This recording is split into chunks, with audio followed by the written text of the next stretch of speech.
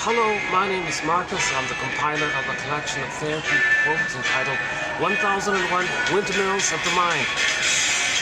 A collection of quotes taken from what's often called the psychodynamic or the psychoanalytic perspective, which long ago, as I understand it, was referred to by some as philosophical medicine or narrative medicine, helping one to be their own story doctor, helping one to fix their story.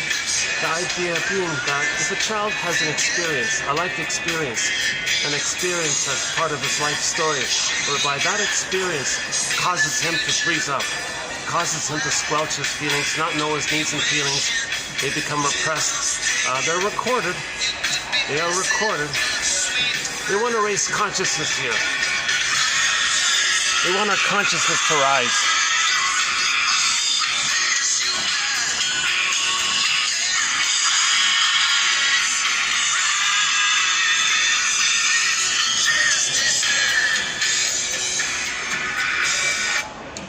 So we want to raise consciousness here.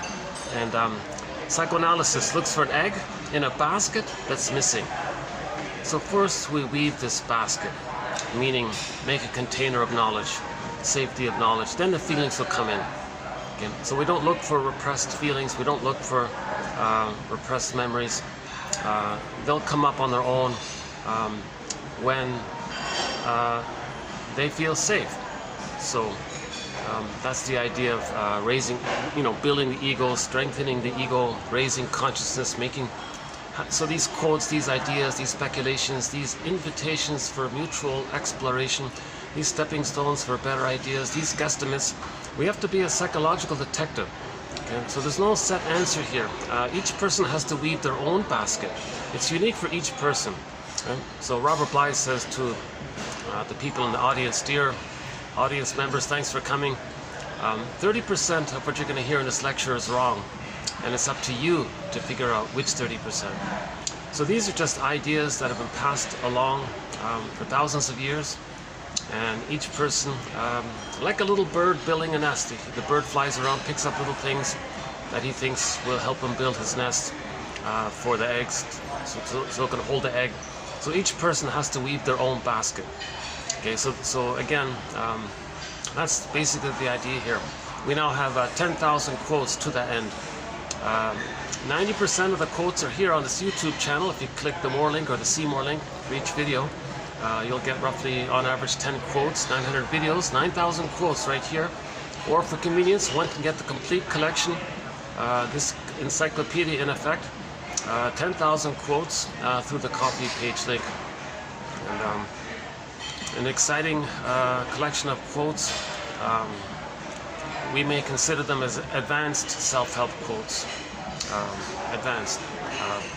So there's somewhere, because I'm not a shrink, I'm not a professor, I'm not a scientist, I don't have a PhD or an MA, I only have a BA. So I feel like the quotes in this collection sort of represent a pretty good bridge between what the shrinks are saying and what the average person reads, kind of thing. So it's a nice little bridge like that. These quotes are not too long, not too short, just one or two sentences long. So the quantity is, I think, just right. The manner of the quotes, these are written by shrinks. They recognize the human condition. So there's an empathetic, compassionate quality. So the tone is friendly. Now, these quotes are very high quality because they're teaching us. They're teaching us about developmental theory, object relations theory, how we use defense mechanisms to protect ourselves from memories and pain around events, the memories to those events. So how we manage anxiety. So we're learning about defense mechanisms. We learn about the work of M.M. Bergler, Karen Horney, James F. Masterson, Melanie Klein, Margaret Muller, William Fairbairn. In tomorrow's video, we got a very good quote. Oh my God. Check out the next video. The first quote in the next video will be from James Grotstein. We have a lot of excellent quotes from James Grotstein. He's a major contributor to 1001 Windmills of the Mind, as is Thomas Ogden and so many others. We have excellent quotes from hundreds of authors, and all of these quotes are like little clues. And roughly, just the ballpark, we have 58 topics or chapters or themes within this umbrella concept of the psychoanalytic perspective, the study of the soul. How do we heal the soul? So we're trying to be our own soul doctor, okay, by being our own story detective. And we get clues by inferences, searching for patterns. Something I'm doing in the present, is that because of something that happened in the past that I'm trying to know about? That's like an inference or a clue. So we talk about repetition compulsion, transfers, projection, projective identification, reaction formation, the issue of symbiosis, rationalization, and negative magic gesture, and many other so-called psychodynamics. Okay? So we live in two worlds. So we're trying to study this other world, this invisible world called the unconscious world, the implicit memory system, the pre-verbal memory system. Okay, so we live in these two worlds. Now, this other world that we don't know about, it's mainly our memories for the first 3 years, basically, and how it's organized, how is it arranged, and if those memories in the first 3 years create like a traumatic script, or like those are painful memories, the organism seeks healing. We're gonna replay what caused that traumatic script in the present with the fantasy that we can get a better outcome.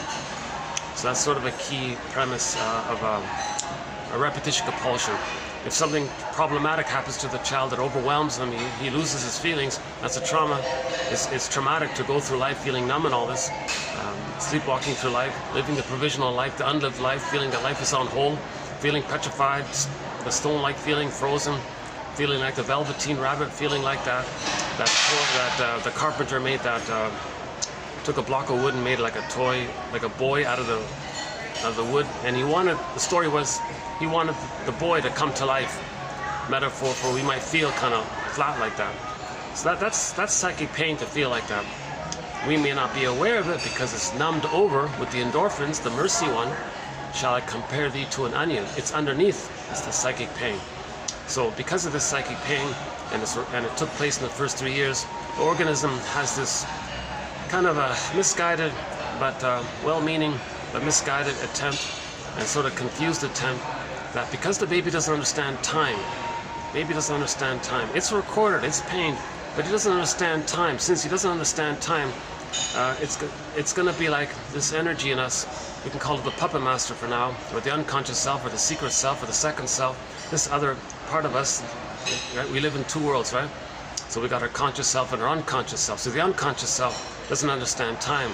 So it's going to orchestrate in the present the interaction that caused the pain with the mother, using others as like a theater thing, like a psychodrama, like an analytic drama, or a psychological drama, or one person called it a passion play or something. Actually, in tomorrow's quote, he calls it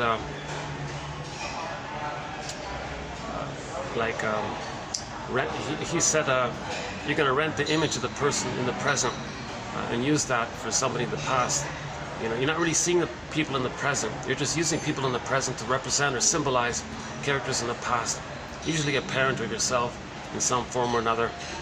And you want to replay what took place with the hope that a better outcome could be had for the past. It's ridiculous because the present is the past, but the unconscious doesn't understand time. So the next best thing about this is that this is an inference to communicate what happened in the past. So we know what happened in the past, and then that's a therapeutic turning point. I guess this is my maybe my 5th or 6th time at this location. A busy day today here. I'm just sort of in the lobby area near a restaurant, but all the other spots are taken. Every event venue is taken. It's packed. It's really been packed lately. Yeah. Hold on a sec. Let me just give my poor arm a rest here for a second.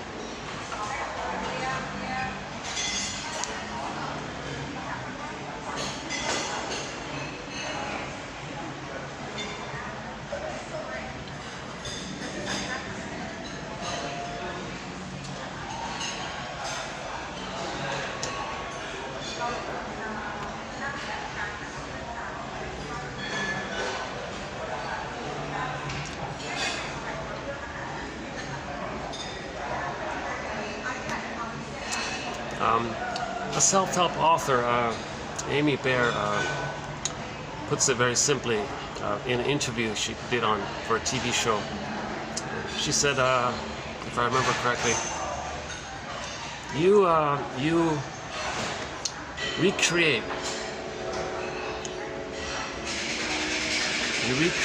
the situation in your adult relationships that you had as a child in an attempt to manage the pain you're feeling.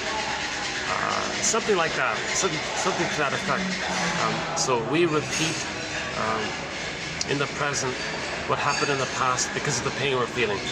Or we're not aware of the pain, but it's underneath that we're talking about. So repetition compulsion might be sort of this scenario where the child is saying to the mother, "Mother, I have these needs." Mother, for whatever reason, misses the signals, doesn't get it, maybe feels shamed by it. He records it, but at the same time he's recording it, he doesn't understand time, so he's doing it again. "Mother, I have these needs." He gets pained again, no time. "Mother, I need love, not rejection." And it goes on like this. And imagine this pressed on a record, like as a metaphor, a musical vinyl disc record. So it's a tune, basically. "Mother, not the shame, I need love." "No, not that, I need love.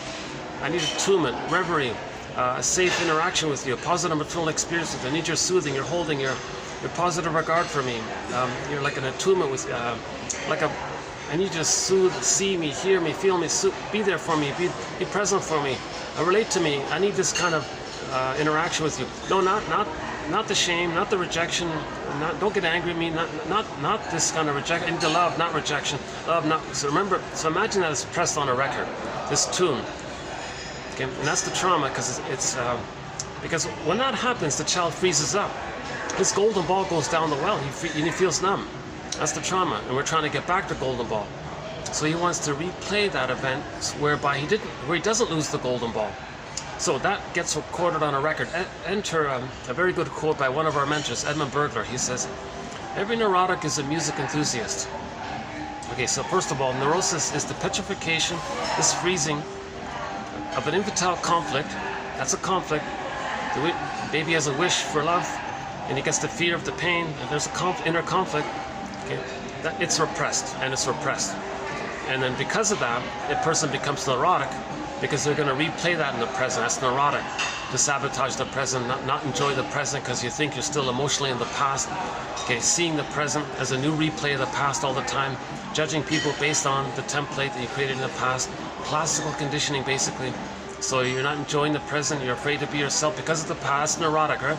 So then you're missing life kind of thing, unlived life kind of thing, right? So Edmund Bergler's quote is, "Every neurotic is a music enthusiast, but he only has one record. He carries this one record with him everywhere he goes. Every time he sees a record player, a phonograph, he's with never-ending fiery ardor, he replays that tune, that record. Love, not shame, love, not..." Okay, so he recreates it, hoping that somehow he's going to get the love that he should have got in the past. It doesn't work. But this is at the same time, this is a mirror. At the same time, we're meant to observe this, how we in the present are reorchestrating thing, doing like the staging as if theater thing, okay, that represents what happened in the past. And us doing this, it's as if something in us is trying to make us conscious of it, so we know what's going on. So we're trying to make the unconscious conscious. So the non-reporting brain is sometimes called the inferring mind. The inferring mind. Our consciousness is meant to get the hints. Like there's a little intuitive hunch there. It's like a bird is flying across. Hermes is flying across. Some kind of messaging thing is flying across, right? Little trickster characters flying across, trying to make us conscious. So there's this energy that's trying to make us conscious. Okay, so and it's going to keep on doing it until we do so. Okay, so the unconscious self, it's saying to our conscious self, "Hey, you, I'm showing you what happened." And the conscious self says, our conscious self says to our unconscious self, "Why don't you just tell me directly?" The unconscious self says, "Well, I don't have words. I know what happened. I recorded it. I can be like but I'm powerful, and I can get you to I can influence you, like the iceberg metaphor. I have a lot of power in there. The id, right? A lot of power, the iceberg. So the unconscious self is quite powerful. It's going to get us to just. So the unconscious self is saying to the conscious self, I'm getting you to distort the present, misperceive the present, misuse the present, make up the present, and I'm going to act like a puppet master, getting you to orchestrate, do like a theater thing, to represent what happened in the past. Okay. So the conscious self says, really? Well, that's right. Well, tell me more. Well, the unconscious self says, well, I might do one of two things, or both. What do you mean? Well, mother shamed you. I might get you to coax others to reject you. Really? Yes, I'll make you have impossible demands on people. Give people impossible tests. Finally they'll get fed up, and they'll reject you. That's replaying how the mother rejected you. I'll get you to prod, coax, annoy, do little things to. You want them to reject you, because I'm going to get you to want them. I'm going to get you to want them to reject you, so you can see what happened in the nursery. Whoa! So that's one way it works. And is there another way it works? That's right. There's a second way. Unconscious self. So the puppet master explains to the conscious self. Sometimes when there's a great pain, I'm going to get you to play the abusive mother and do to others what your mother did to you. Your mother shamed you, rejected you. You're going to do those things to others to replay and see how your mother did those things to you. Process called negative magic gesture. So those are the the puppet master is saying. So those are the two main ways I'm going to get you to reenact what happened in the past. Either the direct passive way, or you being the active identification with the aggressor active way. That's the more painful one, right? So two versions of the reenactment, and this will keep going on and on. Now, okay, so footnote here: if the arrested development took place before 18 months, it'll be mainly the identification with the aggressor way, or the stinger way, the more painful way, where the person identifies with the aggressor. Okay, they're going to shame themselves, but themselves is seen onto others, so they'll go through life shaming others, doing to others what the mother did to them. That's a more disturbed, perverse, troubled. One guy, Lawrence Hedges, calls it a perverse thinking. It's this very disturbed to do this. It's really you're denying other people their reality because you believe your mother denied your reality. You identified with her, do to others what your mother did to you. If the trauma takes place between 18 months and 36 months, that's considered more in the clinger-pleaser category.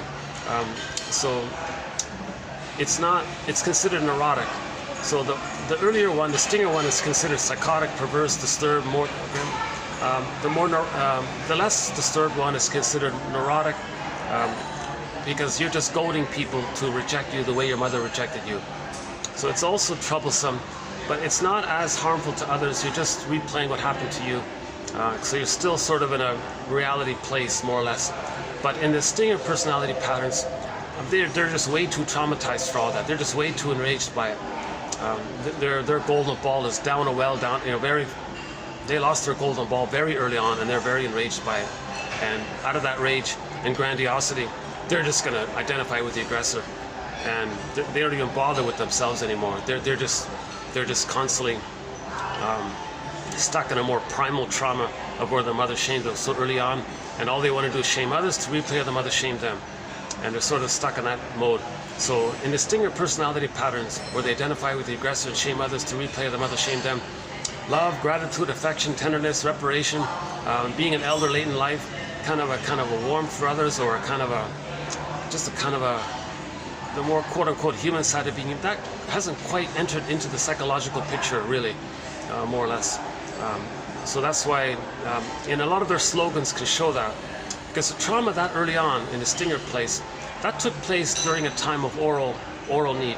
Baby had an oral, right, to take in, but that was unmet. He got angrier and angrier. He became enraged, and then he had a fantasy that he wanted to control the breast, possess the breast, devour the breast. So he became like a hungry wolf, basically. Oral greed, they call it. But that's too much excitation for a system. He can't the brain's going to send him too much cortisol and stress hormones. So to manage that, he projects his attributes onto the mother and says the mother's a hungry wolf or a devouring monster that wants to eat him. Okay? So, and then he identifies with that even. And then his slogan later in life, if they're traumatized that early on, are things like, well, it's my greed or your greed, my envy or your envy.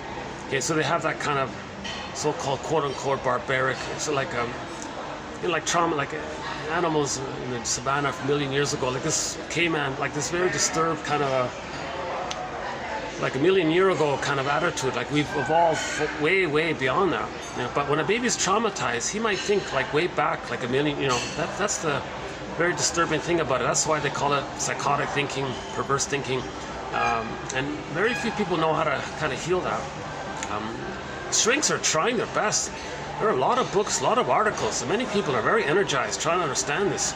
Harold Searles has really dived into it, and he lost himself in all sorts of folie douze with his clients, and he really tried to, you know, and a recent author too. Another author is in that area too. What's her name again? Hold on. Karen Moroda. We just did a few quotes from hers. She's sort of in that area too, where she's like a truth seeker, really trying to figure this out. So there are a few shrinks that are really trying to delve into figuring out some kind of model or way to conceptualize some kind of nest of knowledge to help the stingers, because most of the stingers, they're just so enraged at what happened, and all of their energy is devoted to preserving the grandiosity. Meaning, all babies think they're little gods. In the uterus, baby's one with everything. Imagine a baby cloud blurred in with the bigger cloud, and the baby cloud thinks the bigger cloud is him. That's called infantile megalomania, primary narcissism, glorified self, idealized self, ego ideal. So the baby thinks it's just him, looks into the pool of water, he sees just himself, that's just him. He wasn't seen by a mother to differentiate mother and him. It was just him there. He's still stuck there. When he's traumatized, he takes refuge in that. So that's all of his energy is to chase for this grandiosity. And cynicism gratifies infantile megalomania. A lot of pessimistic philosophies, negative attitudes, that gratifies their.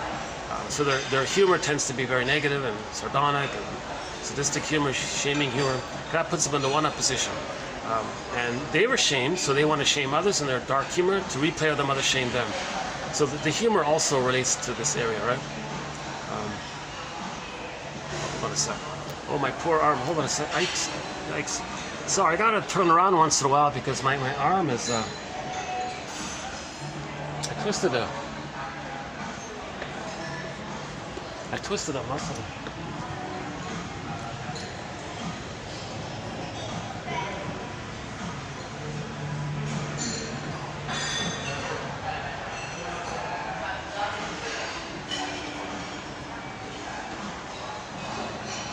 You know, actually, ironically,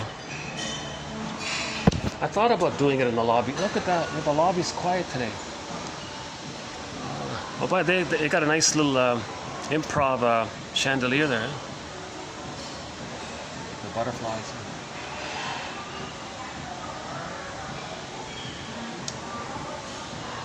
Yeah, that's a thought. Maybe I could do it down there.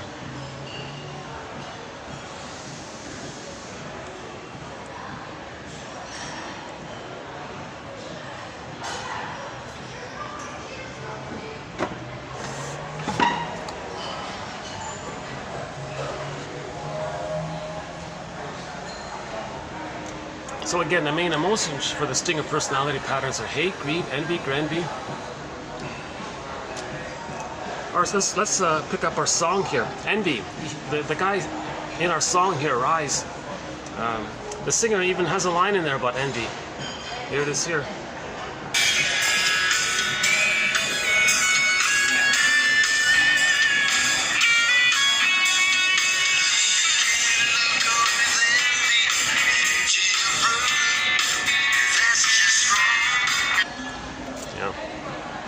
Something really wrong happened.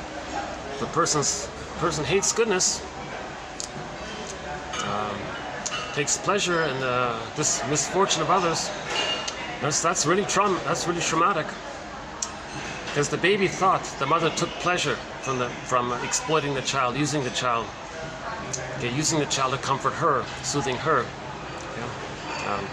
The child felt scapegoated, I guess, by the mother.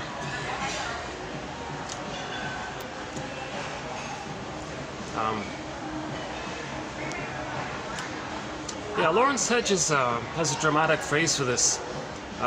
It's a tough idea, but from the baby's point of view, his theory is that from the baby's point of view, think about it from the baby's point of view.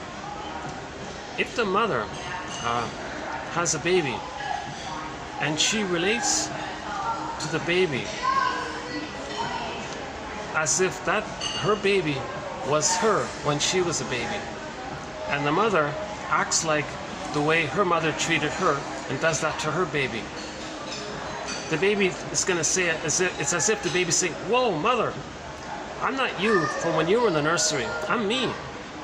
Mother doesn't get it. And the child says, "Wait a minute, no, really, be real here. I'm here. Look on the calendar. What year is it? Where are we? Look at the calendar. Have a reality for the present here. I'm me. I'm your little child. I'm your little baby. I need you." But if the mother's saying, in effect, "Hey, this baby here kind of brings up, it triggers in me when I was a baby what my mother did to me. Repetition compulsion. Repetition compulsion. That mother was traumatized by her mother. She wants to replay what happened to her with the fantasy that by doing so she can change the past. Here's her little baby, and she's going to replay it. So the mother acting like her abusive mother is going to shame herself, but her innocence is onto her baby. So she's going to shame herself, seen onto the baby, to replay how the mother shamed her, because she's shaming herself, but herself is seen onto the baby. The baby's saying, "Whoa, hold up here. What is all this? This is so unreal here. This is very unreal here." We have a quote about this, actually. Our first quote about psychosis, actually. It says this. Here it is here. "Psychosis could be defined as a letter that has mistaken its place." So the child, okay, again, psychosis could be defined as a letter that has mistaken its place. Now that's pretty good. So the baby thinks, "Whoa, you're mistaking your thoughts here, the wrong place, wrong time. We're not in the past. That letter, your memories belong there, not here." So the baby thinks the mother's psychotic. Now, if the baby thinks the mother's psychotic, that's going to leave a huge hole in the child's psyche. This is called a psychotic pocket. This empty pocket. In that pocket, the child's golden ball, symbol for his feelings, goes down the well. Hence the image of the golden ball going down the well. The lost, dark, unknown. So there's a vacuum there. Now that psychotic pocket, in later life, when a person tries to do something positive for themselves, self-activation, try to healing, that pocket's going to come up. And we can personify that pocket energy as the self-saboteur. So that's going to sabotage the person's development and happiness, sometimes called NTR, negative therapeutic reaction. The person's trying to heal, do something good for themselves, okay, but they're going to be reminded of that experience where they were so emptied and they lost the golden ball. So they're going to feel like, "I'm going to lose my golden ball here." So they're afraid to move forward because they're going to lose their golden ball. You see? Key point here. The child needs to have a floor where joy and sadness, a variation of the golden ball. Okay, so the golden ball means the vitality of our feelings. So another version for this idea of our feeling self is from the Disney film Inside Out, where the characters joy and sadness represent our feelings. Okay? And so joy and sadness is meant to be at the console. But if joy and sadness get zooped away, that's analogous to the golden ball getting zooped down. Okay, that's called repression. So they're lost somewhere. Golden ball goes down the well, locked in a cage, down a tunnel, down a cavern, up the ice mountain, locked somewhere. Miss Core gets pulled down into the underworld. Okay, the underworld, the unconscious, the backdrop, the fiery hell, infernal imagery. Okay, that describes shame. the emotion of shame, this burning, biting feeling in mythology. So mythology describes inner life. Fairy tales and mythology are psychological, they're mirrors for psychological inner life. Myths and fairy tales are psychological mirrors for inner life. They're true on the inside, not on the outside. Okay? They're like soul stories, they're like dreams, they're true on the inside. Every character in a myth or fairy tale is just some kind of fantasized character imagining of some element of ourselves, some aspect of ourselves to represent that trait. You know. So that's one of our major threads, interpretations of myths and fairy tales. We do the Odyssey, Orestes, White Bear King Valamon, and a host of others. Of course, Narcissus, and a few others. I think I'll be doing more from Alan Chinna's work, because he does he specializes in fairy tales that focus on the midlife journey, called the second journey, where we build this basket. We're going to build this basket. We got to become basket weavers. I'm reminded of when I was a child, the kids would joke around and everyone would tease everyone. What are you going to be when you grow up? And then if anyone said they didn't know, I remember they would tease you, or someone would tease you. Oh, so you don't know? Are you going to be a basket weaver? Interesting idea. Because yes, at midlife, we all have to be basket weavers. We have to weave a basket of knowledge to hold ourselves, to hold our feelings. Oh, it's not here, is it? Oh, there were some cranes around here. Oh, that's in the other place. Well, usually there's a building under construction where I am, but so just as workers, when they build a building, oh, there it is, there. So just as those workers are building a building down there, which when complete will house people, well, likewise, when we weave this basket, build this nest, it'll house our feelings. Again, psychoanalysis looks for an egg in a basket that's missing. So we have to be basket weavers. Then the egg, the feelings come back. That's the trauma. We lost our golden ball, our feelings. Okay, the egg is like the potential for that. So we're trying to get it back. Well, that's some kind of kids thing.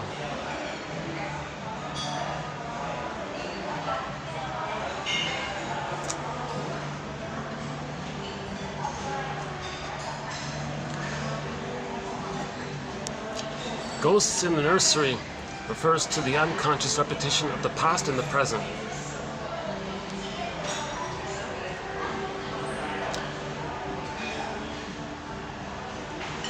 One person calls it nameless misery. If the child loses his golden ball, it's a nameless misery. Jesus' name. Instead of processing their childhood experiences, they were repeating them. So if we don't process, if we don't remember, if we don't look at this area and create some kind of capacity to talk about it and feel what we couldn't feel, then we're going to repeat. We repeat in search for memory. When we remember, we stop repeating. Instead of processing their childhood experiences, they were repeating them, caught up in the compulsion to repeat. But realistically, he says here in one survey in this area, many people, many clients had learned from their experience and were doing everything they could not to repeat. So that's now they're on track, right? Once you're aware that you're repeating, now you start to make little better choices.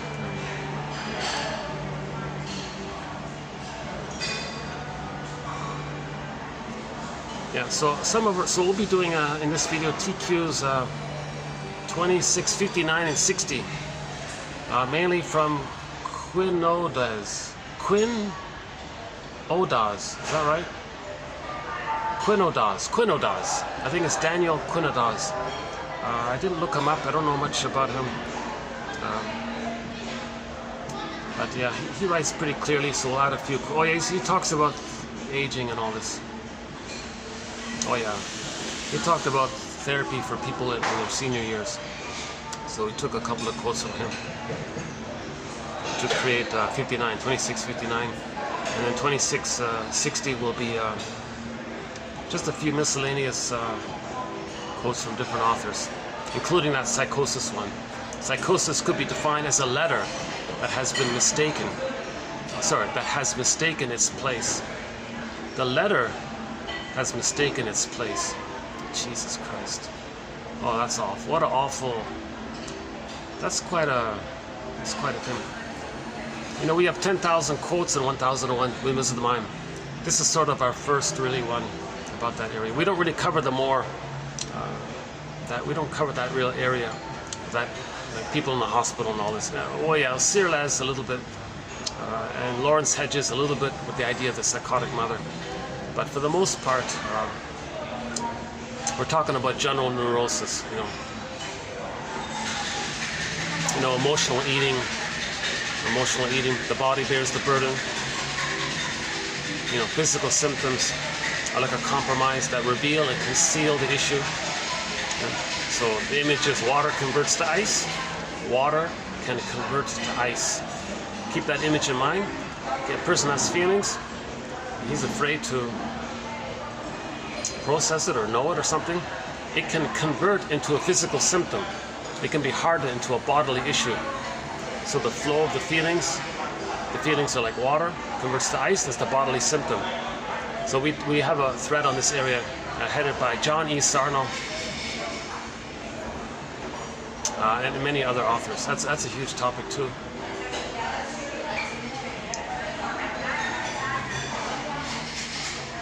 Each of the personality patterns is a thread.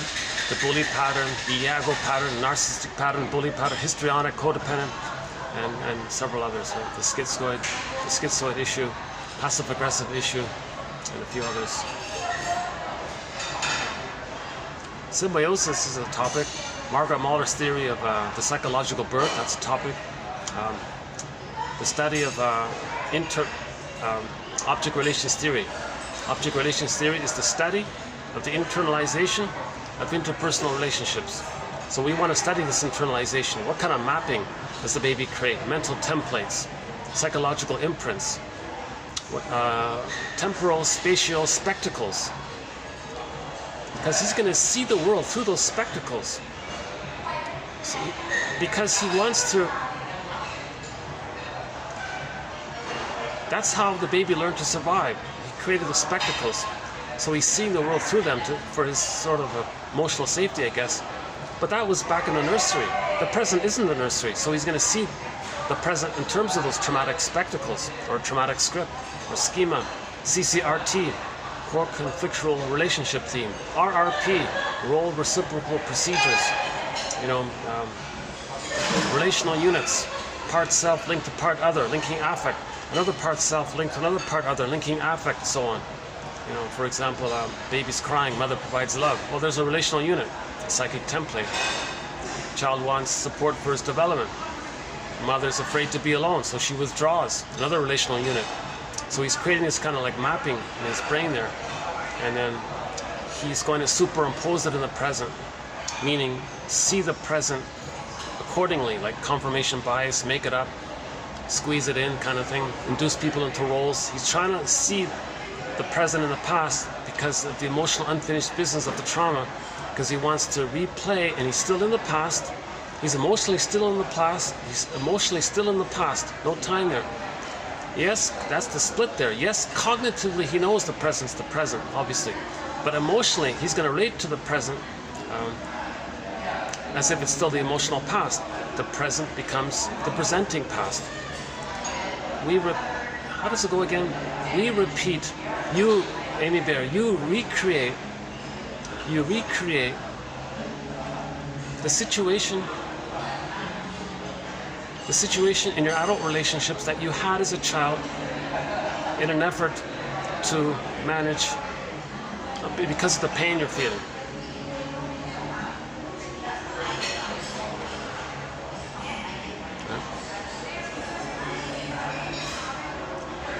So if that pain we're feeling is caused when we lose the golden ball before 4 to 5 months, those are the bully patterns, the Iago patterns, lower functioning DPD, and of course all of the way more disturbed ones, which we don't really cover. Sociopath, the one that says something's only wrong if you're caught. Like there's a real contempt and hatred there in those areas. We don't really cover that. Let's leave the professionals to deal with that. I'm just dealing with sort of the broad area there. So I guess it's at least 90%. I don't know what the percentage is for those like beyond that area there. The numbers vary between 2% and 10%, it seems to be. But the stinger personality patterns, the bully pattern, yeah, that's roughly 50%, almost 50%. And then the clingers and the pleasers, there's another 50%. And the healthy people are less than 10%, it seems. Meaning, I'm okay, you're okay. So normal development is being failed for a lot of babies. Roughly 90% of the babies in North America are not getting a secure attachment style to feel secure enough and safe enough to go through that developmental process between birth and 3, where they end up at the age of 3 with a mind template of a self differentiated from the other.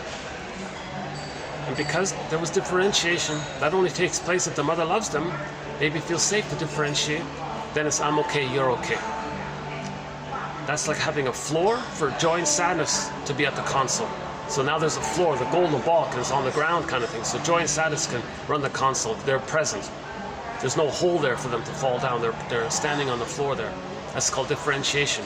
Very important differentiation. Differentiation is the psychic structure needed for so much of what makes life, what life's all about. So joy is the animating emotion that drives the person. Okay. So one form of joy can be the excitement that we see in the Disney film where the character's bouncing up and down like a grasshopper. That's one form of it.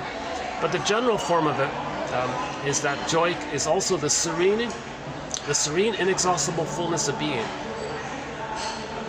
Beingness. I feel, therefore I am. You have your sense of self, so there's an inner connection to yourself. You feel embodied. Kristen Wilson says, if you're not in your body, you're not making sense, literally. And it's disembodied discourse that causes problems. Because when it's disembodied discourse, now you have games people play to try to induce others into fusion. In your fantasy, if you have fusion, then you're back in the nursery, fused with the mother who's going to provide the love. So that's all a lot of confusion searching. So confusion is an attempt to find fusion, put it that way. So if joy and sadness is available to the person, joy can run the console. Now in reality, there are losses. So when there is a loss, you want joy to take a back seat, and sadness runs the console. That means you can process the loss, accept the loss. So we feel what we feel when there's a loss. Sadness is the main emotion there. Okay. And we can go through the grief work process if we have sadness at the console.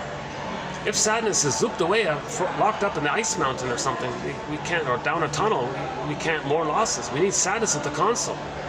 Everyone experiences loss, so we need sadness there. If the person feels numb, they don't know, where's my sadness character? Okay, we gotta find sadness. We gotta find the character's joy and sadness. So if sadness is at the console, we accept the loss. Okay, the work of mourning is more about remembering. So you notice that when you're remembering, then the sadness, you need that for, sadness needs that. Sadness needs us to remember so we can feel sad. Plus, related to this, it's this verdict of reality that makes the work of mourning so difficult. So we gotta accept the reality, and we do it when there's sadness there. We don't have sadness there, we don't want to accept it.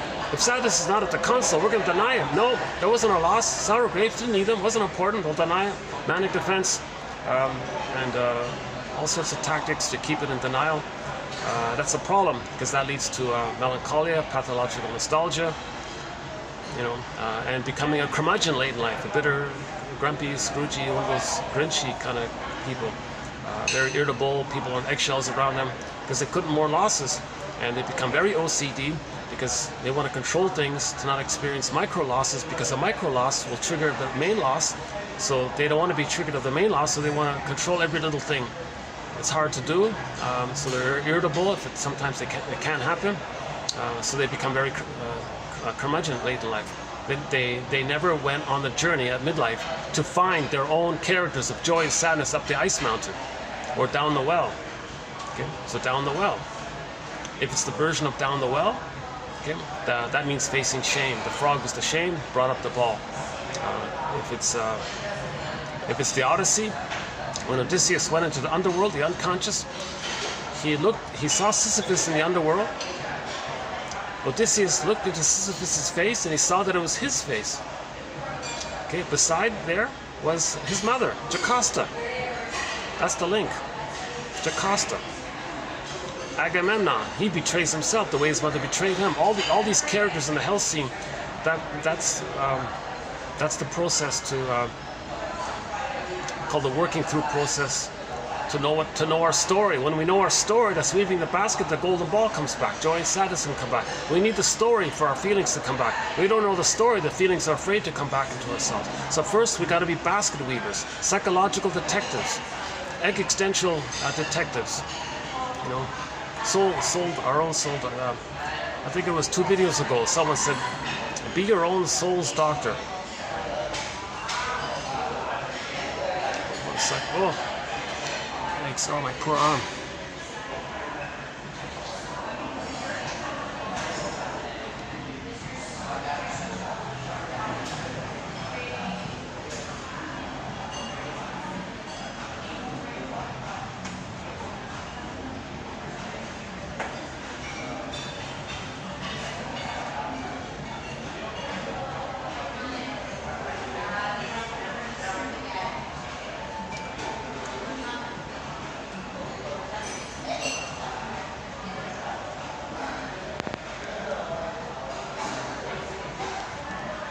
I feel like I'm really skipping over the ideas very briefly and quickly here.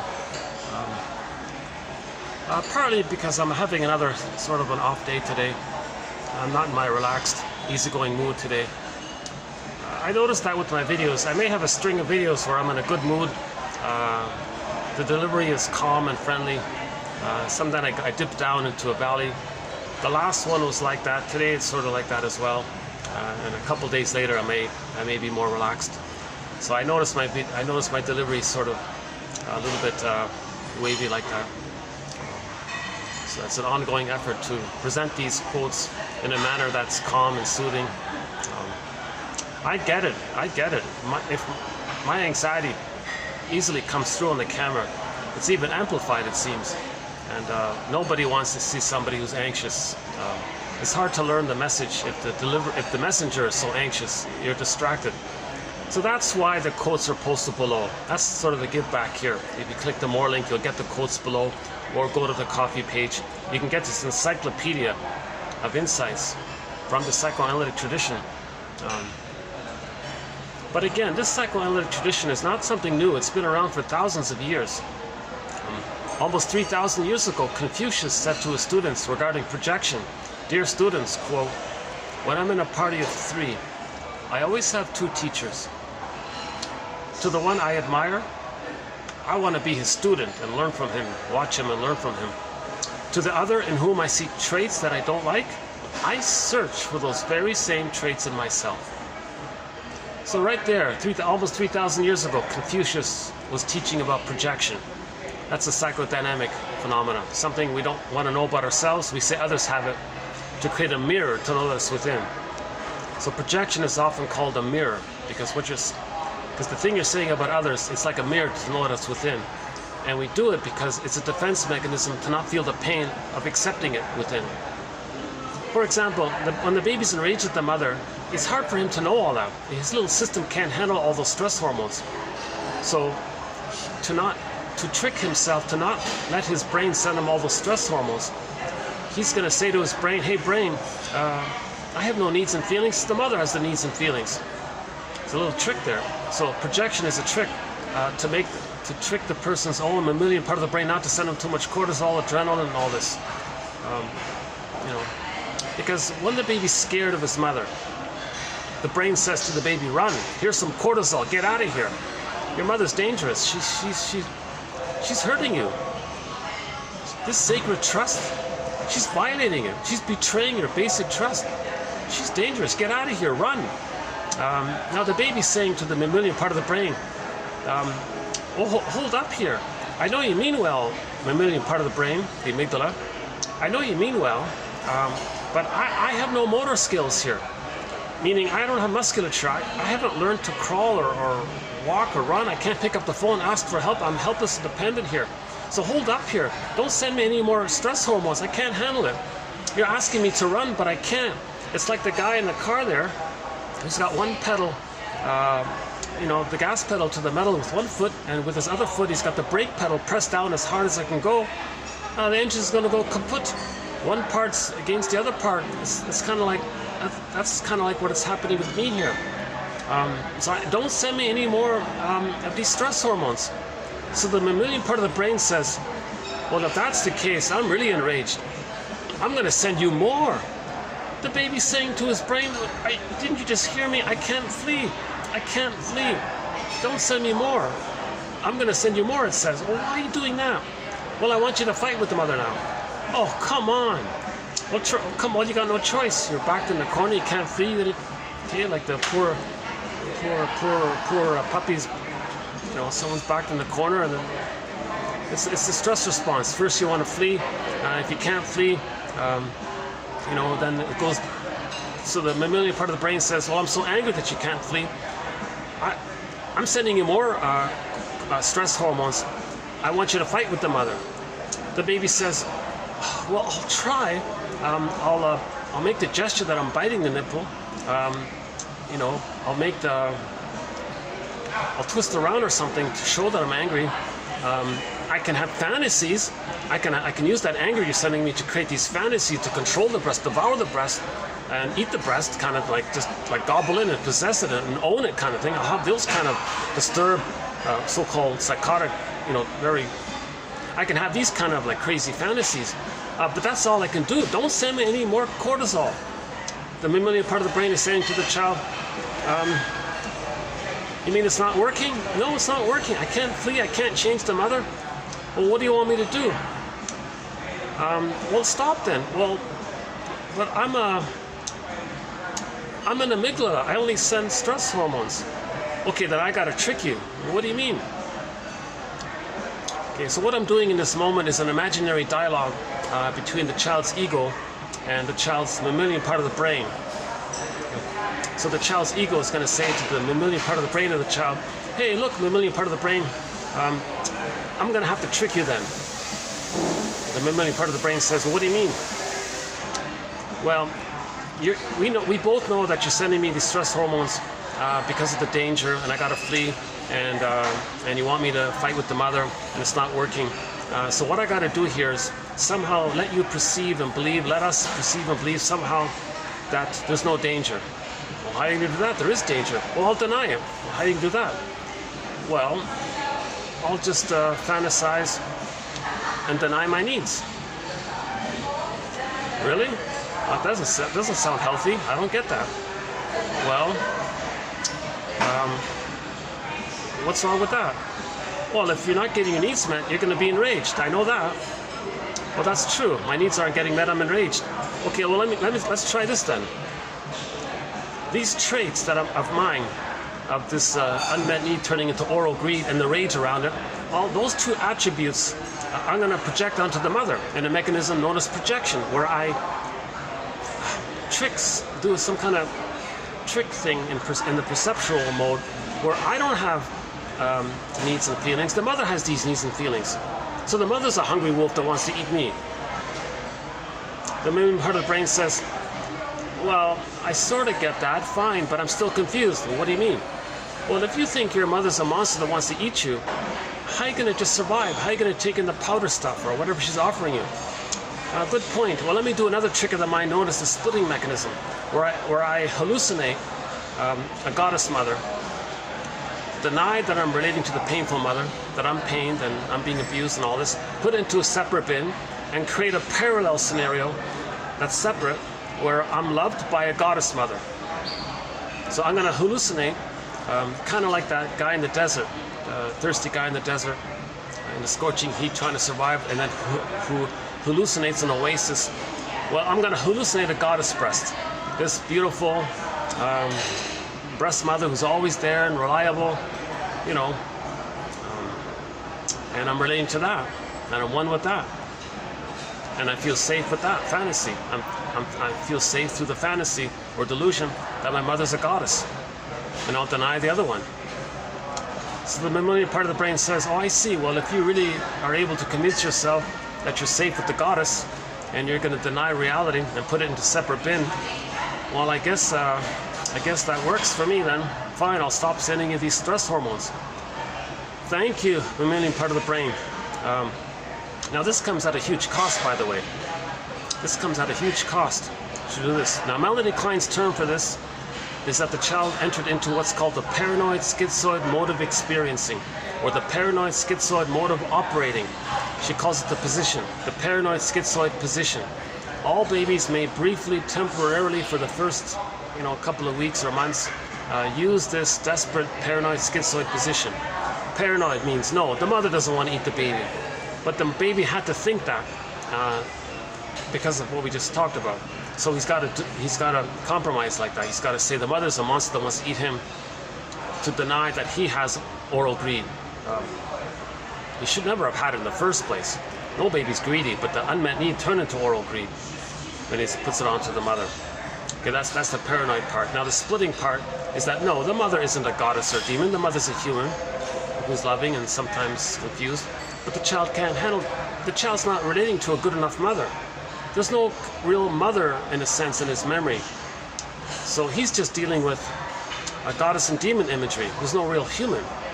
Now the child can't know himself without a human mother in his mind there. If the mother's psychotic, it's not enough. He's got to have like a good enough loving mother to feel safe with her to differentiate. If he's got a psychotic mother that creates a hole in his psyche, yikes, he's dealing with goddess and demon imagery. So that's the schizoid part, very unreal. So this is seen in myths and fairy tales with that motif. So again, myths and fairy tales, one of the main motifs in there is this either or thing, goddess and demon, fairy godmother, wicked witch, good witch, bad witch, whatever form it takes. That describes the psychology that the baby has to manage the fact that he doesn't have a mother. He doesn't have a mother. In many fairy tales, there's no mother. In many fairy tales, there's no mother. There's a stepmother. That's the bad. That's the painful side of her. There's no like good mother. Right? There's no like normal mother. That's why we have fairy tales, because of the lack of a good mother. The fairy godmother, that's the fantasy one, right? It's not real. It poops, it disappears, it flies away. It's an imaginary thing. It's an illusionary thing, right? Sometimes it's there, sometimes it's... Okay, so because the child doesn't have a mother, he's going to cope with that trauma with the splitting mechanism of goddess and demon. Now the demon one was mainly his emotions projected onto that image, because the actual mother wasn't that disturbing, but the baby was enraged and puts his feelings and rage onto that image and distorts it. That image he creates of his mother is called the imago, as opposed to image. So the imago represents the unconscious thing that the baby creates that holds his attributes. It's not like a direct image kind of thing. And of course, he survives by hallucinating the goddess and the goddess one. Mel Faber has a book about this. Let's not go there. Okay. You see, if that splitting mechanism isn't resolved, if it's frozen there, if that paranoid schizoid mode of experiencing doesn't get a chance to advance and progress and develop into the depressive position, where the child has an experience of a mother, that the mother's a human with two sides and he can hold that. Now he has a mother and he can differentiate. That's normal development. If he doesn't get that, and he's stuck with goddess and demon imagery, okay, and that template is stuck like that, that's going to lead to a scenario that's going to be exploited. Because that was created 10,000 years ago to create the prejudiced personality and keep people infantile. Because in oh boy. Okay, so we have a major threat on the psychoanalysis of religion. But again, whenever we talk about the religion one, which by the way is jam-packed with psychology, we're talking about it from the plunder side, not the victim side. We're talking about religion as a tool of the aggressor, the pillaging and the plundering. So religion is a tool of the plundering. And so we have a whole, like we can spend 3 hours just on that one. That topic starts with TQ 1203 as an introduction to our thread on psychoanalysis of religion. Go to 1203, TQ 1203. That starts us off with it. And then look up 2118, Mel Faber. He's sort of, I would say he's sort of either the lead or the co-lead in that area. Underappreciated author. Oh my God. He does it. He really he makes it pretty clear, you know. One of his books is called The Infantilizing Process. Religion is the infantilizing process, because it always wants you to imagine a good breast in the sky. That preserves the splitting. Because if you imagine a good breast in the sky, that means you're going to deny the truth that you're relating to the mother who shamed you and you separated it. So you're just maintaining that fantasy that the baby created. So the gambit of religion is to maintain the splitting mechanism of goddess and demon imagery and not heal the splits. Because if people have this either-or thinking, goddess and demon imagery, that leads to the prejudiced personality, because it tends to, out of that splitting mechanism, you have useful or not useful, utilitarian or idealized or devalued. You have these either-or kind of things. That combines in with the archaic so-called earlier trauma where the baby thinks it's eat or be eaten. And now you got goddess and demon imagery. And that's trauma. When there's trauma, we repeat. So mother caused that, act like the mother, say to people we want the stuff on the other side of the lake. Mother exploited you, you can exploit over there. Mother didn't care, you don't care. You're replaying what the mother did to you. That mechanism is needed for pillaging. So we went from global village to global pillage 10,000 years ago. So we have a whole topic on it, and in many videos I've sort of went through that whole thing. I think when I'm feeling a little more rested, I'll try to do a better job on it.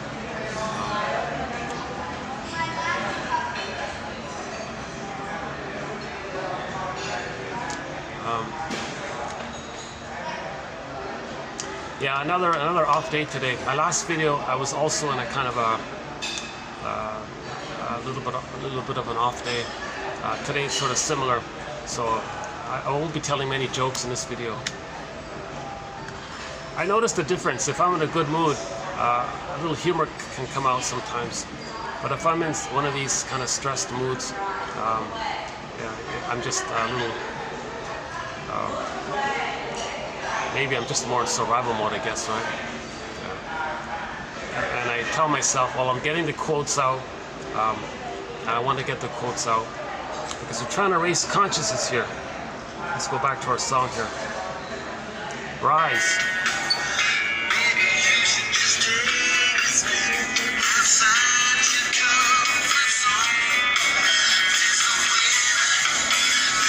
Raising consciousness, we're gonna heal.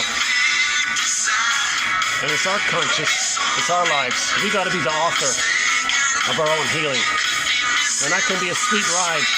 So we wanna raise consciousness here.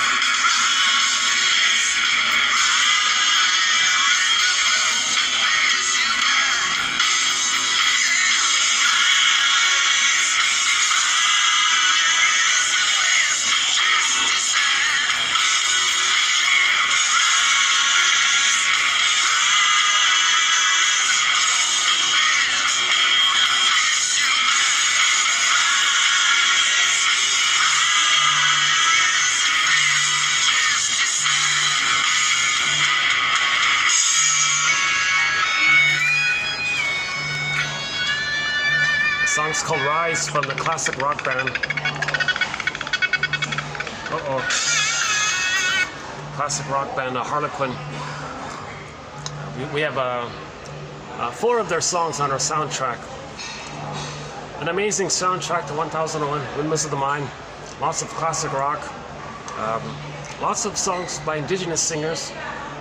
Beatrice Deer, Eli Sapi, Susan Aglukart, Willie Dunn, Willie Mitchell, I mean the Willie Mitchell who sings Call of the Moose and Birch Bark Letter, that one. And Brian Andre.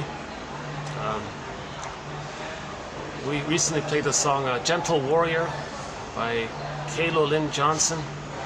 A song called Child Protection by the band Eastern Owl. And Kelly Fraser, yeah, a sad story about her, passed away.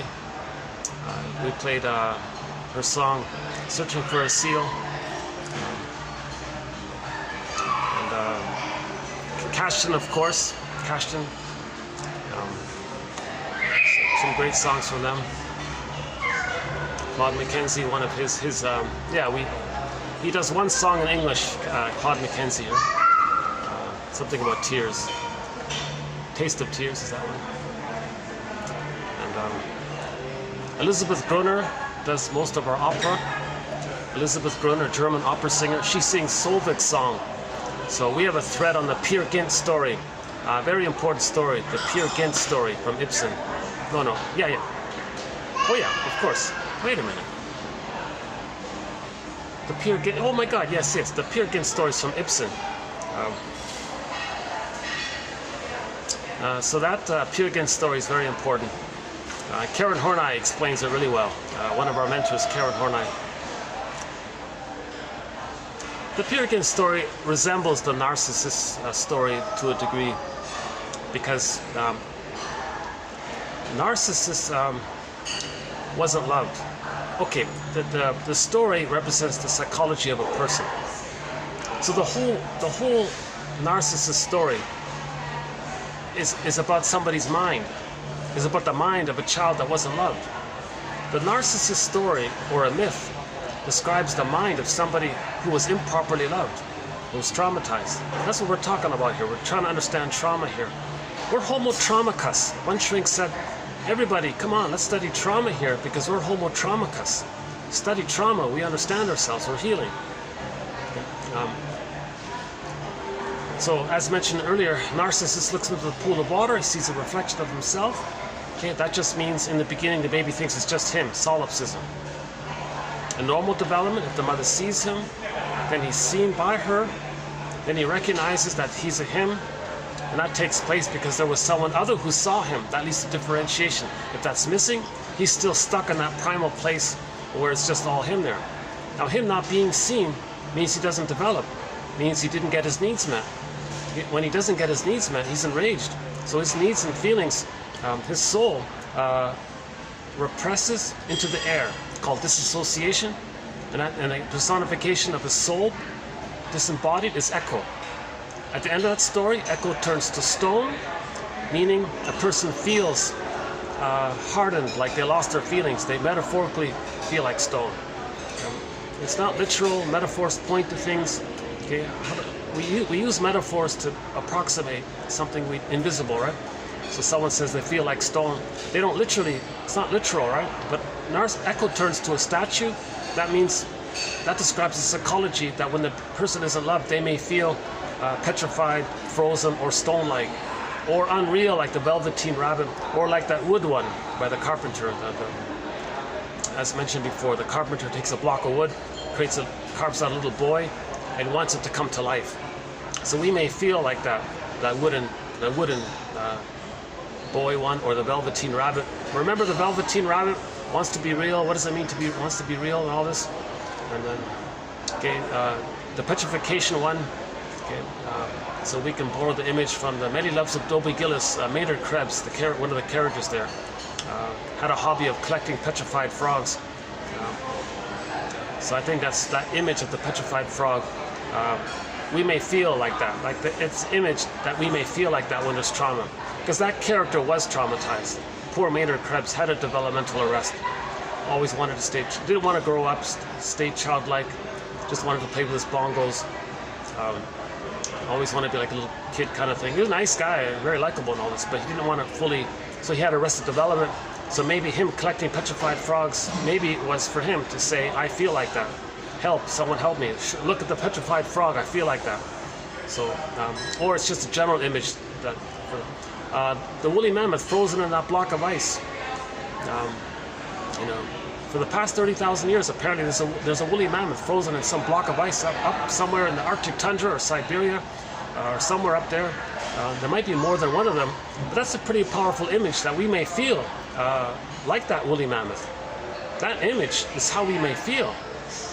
You see, if we feel like that frozen woolly mammoth, okay, that's obviously uncomfortable. That's painful. So, now it's numbed over with endorphins. Hence, we say we're sleepwalking through life, going through the motions of life, like that guy in the Stepping Out painting called by Roy Lichtenstein. And then he lost his golden ball, which we see on the other side of the painting. And his golden ball has a big eye, has a mind of its own. Puppet master, much more powerful than him. And he's disconnected from himself. And we probably still the best metaphor for a lot of this is by Robert Bly, sort of a guest mentor here. He says that by the age of 5, so much of who we are, true self or golden ball, it gets lost or repressed into the non-reporting brain. His metaphor, it's kind of like, since we don't know it, it's in our shadow. So, well, what about a bag that we drag behind us? It's like we don't see it. It's like a shadow. So we put it into this bag, and then we spend the rest of our lives trying to get back what we put in childhood. So that bag is a metaphor for the so-called shadow, meaning the non-reporting brain, the inferring mind, the implicit memory system, the pre-verbal memory system. It's timeless in there. Okay, it's primary process thinking. It's the dream world in there. Different kind of things can flip around. Condensation, displacement, morphing, doublethink. One can be the other. One wants to co-opt something.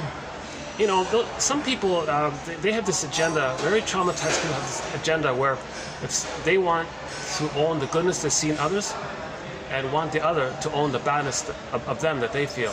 So they can flip things around easily. Okay? Doublethink is very strong in there because of the fusion. Later in life, if a person is like, for example, the bully pattern, they want to shame others, they think the one they just shamed was the aggressor that just shamed them. So they can act like the aggressor, feel like the victim, and flip it around. Because they're protecting mother, they don't want to face the truth. So that's this primary process thinking. It's very erratic. In Alice in Wonderland, the cat says, oh yeah, it's mad in there. It's all mad in there, like it's not conscious logic. It's the dream world. And there's no time in there. It's like a labyrinth, things can flip around. So again, that's called primary process thinking. Our reasonable mind that can understand reality, that's called secondary process thinking. So we want to upgrade, move up, our primary process thoughts into secondary process thought. That's healing, because we don't want too much in there.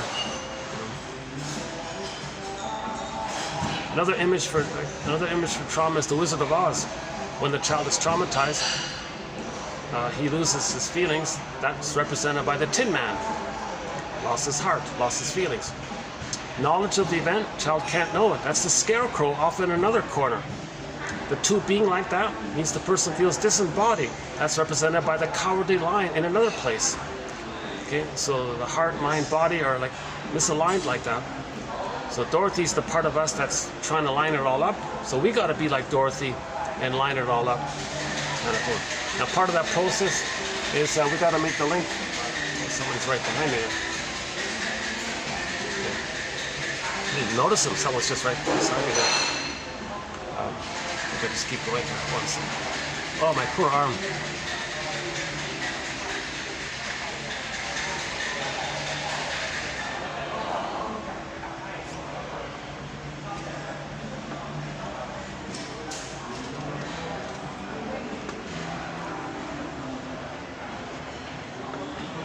Well, son of a gun, I could have done it down there after all.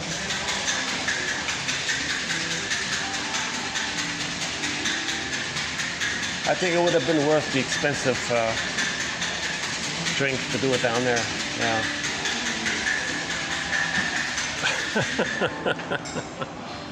I could have done it there even.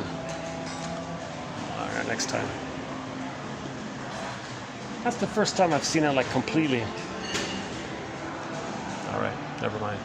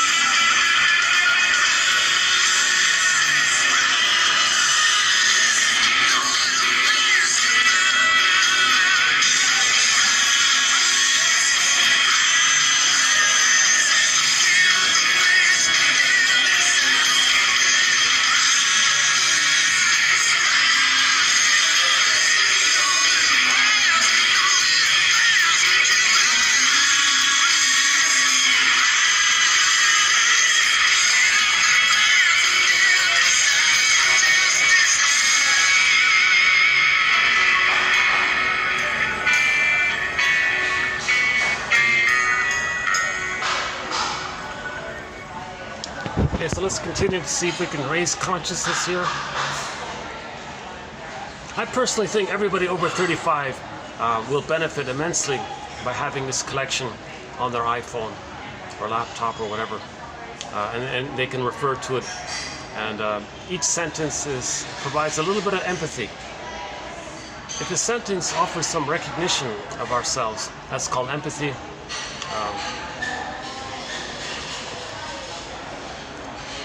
Yeah, so just finish up with the Dorothy one. Part of the healing journey is that Dorothy had to throw water on the Wicked Witch, right? So first of all, the Wicked Witch is like a canvas to describe how the baby felt with the mother. The Wicked Witch is enraged, very bitter and angry, wants to eat the child or hurt the child or something, you know. So that belongs to the baby. The baby wanted to hurt the mother, to control the mother, and he was enraged. Those traits he creates in the imago of the mother as the Wicked Witch. So when Dorothy throws water on that image, that means in the healing journey we gotta feel how we felt with the mother. That image describes how we felt with the mother. Us now putting water to it, making the link between the image and the water, we're feeling what we felt about the mother. Okay, that's part of it, you see. And then it's dissolved. Now that distorted image of the mother as being a monster that wants to hurt us, and she disappeared, right? And then she came back to the land, right? To the regular reality, right? He's still there, right? Well, he might be my first. Still no viewers, can you believe it? You know, one of my videos might get like 20, they might say 20 views, but the watch time is like 0.3 of a second or something. On occasion, a video might get a few minutes to watch. I think once I had 1 hour or something. Nobody watched it for an hour. So still no real viewership. But the quotes are there. It's a very helpful perspective. It offers a lot of empathy. Why am I distracted by the guy beside me there?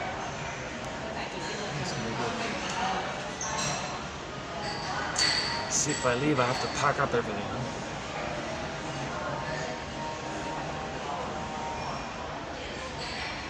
Oh yeah, not too far from here is a little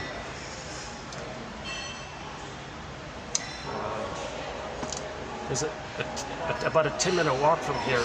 There's another little mini boutique hotel that has a nice little small restaurant there. I'm wondering if it's Sunday, right? Today's Sunday over here, right? Okay, let me just get used to the presence beside me here.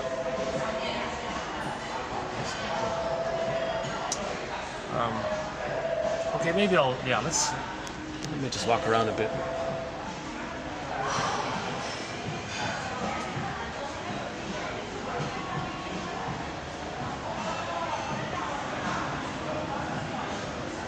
Maybe what I'll do is, oh yeah, it's busy around here.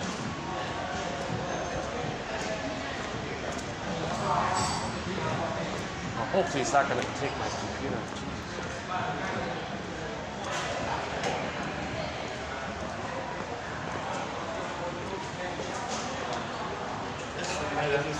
I'm good, thank you. Let's see what you ladies are up to. Some sprinkles, some chocolate. Good.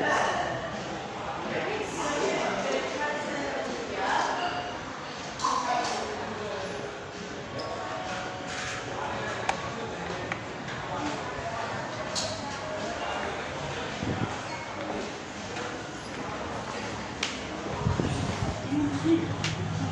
Let's visit the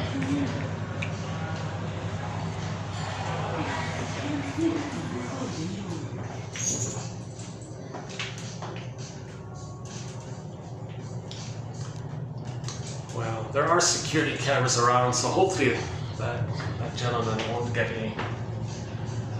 It's an old laptop, but I still don't want to use it.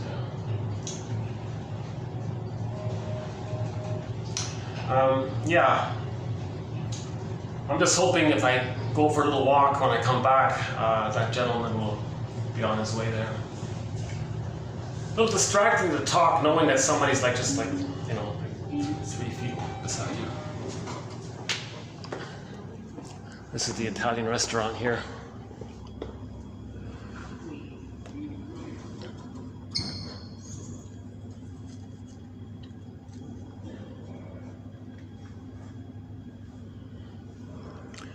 Can you see the pool there? I don't know.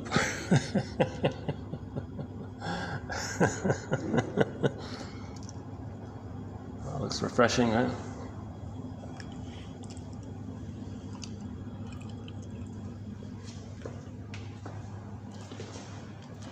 So these guys open at 5 o'clock, right? That's okay. Let's just hang out here for a bit. How's the lighting here? Lighting's okay here, is it? No, like this maybe? How about like this? Okay, let's try like this. Where do I get the good lighting? Okay. Yeah, another image that's helpful is that when the golden ball is locked in the cage in the Iron John story, the protagonist wants his golden ball back, but the cage is locked. He learns that he's got to search for the key. That key is under his mother's pillow. Meaning, the person has got to recognize that the reason he lost his golden ball is because of the mother's unconscious. The key's under the pillow. That's her unconscious. Under pillow, under the key. Something in her unconscious. There's a secret there. The secret with the mother in her unconscious. She doesn't know it herself. That caused him to lose the golden ball. So he's got to find that key secret. The key secret. The mother was trying to meet her unconscious needs on the baby. Okay, the mother had unconscious needs. Okay, so it could be that the mother was looking for love from her mother. Uses the baby for that. That's called childhood parentification. If the mother uses the baby to comfort her, to soothe her, Gratstein, actually, I haven't mentioned this yet, but James Gratstein, he has a very dramatic metaphor for a lot of this. To make the point, just to make the point, it's not literal, just to make the point, the mother would scapegoat the child in the sense that the mother has pain. For her, it's like the demons, he would say. And she wants to exorcise her demons, get it out. So she would scapegoat the child, put it in the child. The child has to soothe her. The child is disturbed. She feels a little better. So the baby was very damaged by this. Sometimes the mother, I know, disturbing image, I don't like it either. That's why I never mentioned it before. So we're talking about projective identification. So he was explaining this during a thing called projective identification. Actually, it's for the baby, really. When the baby's upset, that's his demons. He wants it exorcised out. So he wants the mother to feel what he's feeling. Then the mother's feeling what he's feeling. Mother soothes him. Then it was exorcised. It got out. Mother was sort of used for that, so she was scapegoated, but she could handle it. And the baby was soothed. But if the mother does that to the baby, oh boy. Oh. Yeah, it's a nice looking little... Oh. Okay.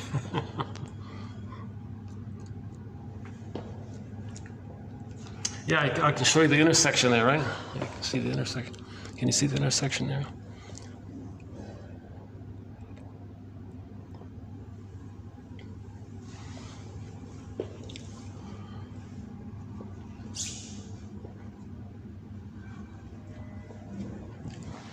I wonder if maybe I can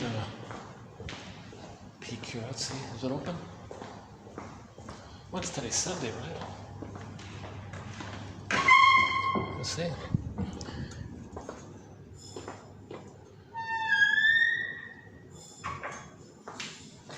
Let me just let them know that I'm here. We did a couple of our videos here. Great. Oh yeah, here's my favorite. Oh, here's my favorite one here. This one. I love this one here. Yeah, look at that. Oh, I'd love to be able to do some on my videos there, eh?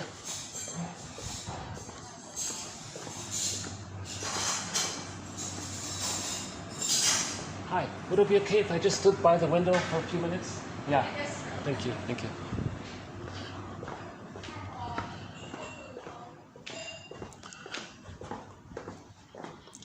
Oh, this is my favorite Italian restaurant.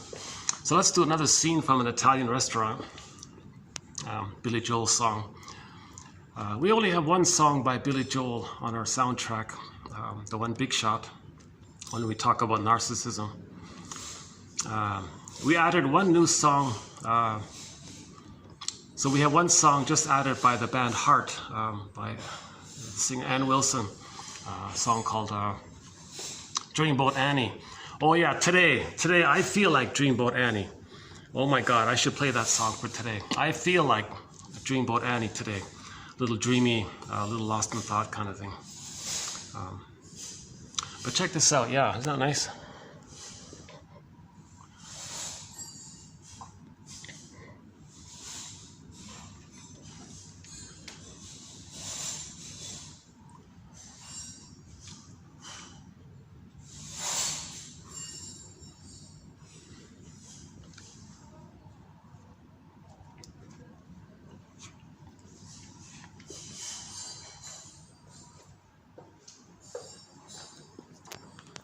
What else? How's the view here? How's that? It's fun doing them outside, you know. Oh, let's do it here. How about this one? Oh, here it is. This one. How's it? Can we get it in? Let's try it here for a bit. Oh, there's the one I like. This one here, yeah.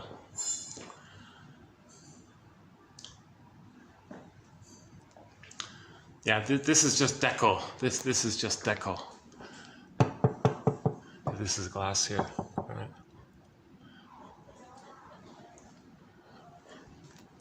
right. Nice place. This one here. A very nice Italian restaurant right here. Nice vibe. Nice warm sort of vibe. It's comfortable. It's relaxing in here. Yeah, it's nice.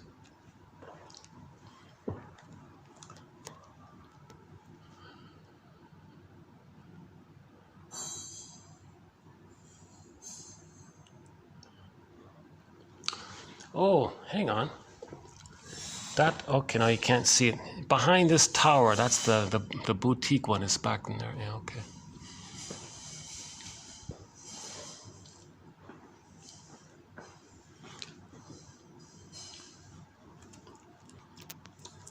So, repression. The child experiences what's called an attachment trauma, a relational trauma, an interpersonal trauma. Okay, mother doesn't understand the baby's signals. It's again and again. It strains him. He can't take it anymore. At some point, repression. Joy and sadness zooped away. Okay. The embodiment frozen up the ice mountain, or Miss Core gets pulled down into the underworld. In the sci-fi film called The Room, a TV series. It ran for one season.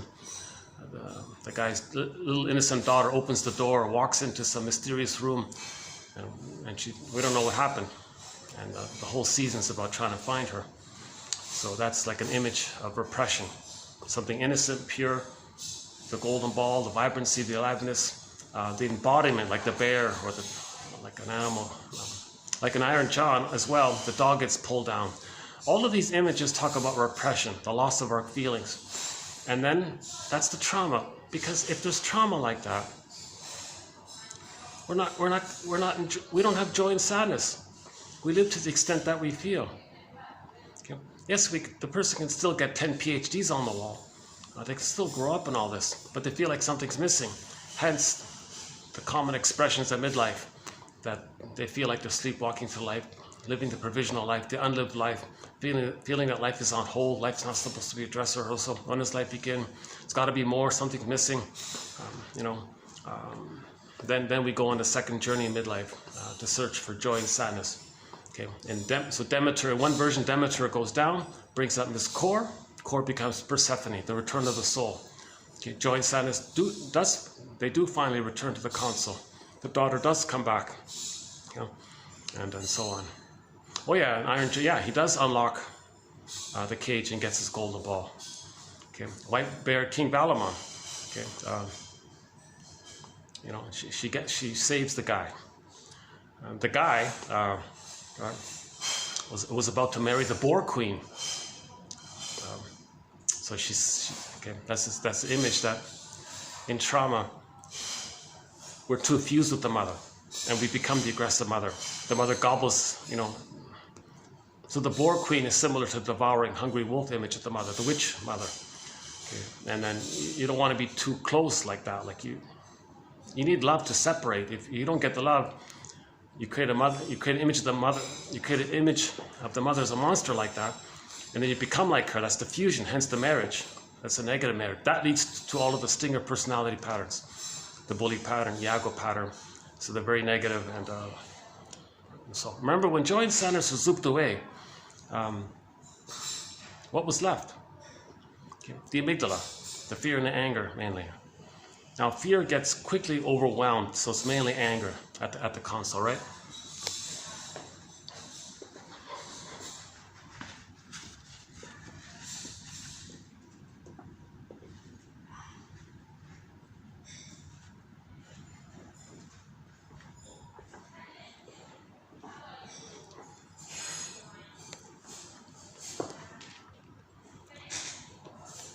So fear and anger at the console, the so-called survival personality, okay, or toxic masculinity in men and women. So the more human, quote-unquote, human side of being human, that's kind of missing. So their attitudes are always about survival. Eat or be eaten, my greed or your greed, and their pleasure is Schadenfreude. Because the mother got pleasure from shaming the baby, they identify with her. That's how they get pleasure. So that's very disturbed, very perverse, very troublesome. And they kind of reject the so-called human side of being human, and the more that infantile God place called the grandiosity. Chasing the image that once upon a time they thought they were a little God. A huge irony, because the baby was never a little God, but they're chasing for that. So that's Karen Horney's explanation of the Peer Gynt story, because Peer Gynt was searching for that glory. So he was searching. Her article is called "The Search for Glory" about that. But the glory we're talking about, it's the glory like of a Don Juan glory, like just one, that kind of selfish glory, not caring about others, of course. See, the baby didn't reach a place of empathy or care for others, because in the beginning, it's just the baby just cares only about himself. It's utilitarian. The breast is feeding him, taking care of him. He doesn't reach differentiation to say, oh, thank you. He doesn't have that kind of, oh, mother's in pain. Doesn't have these kind of like I'm okay, you're okay, like mutual area there. That which takes place in normal development.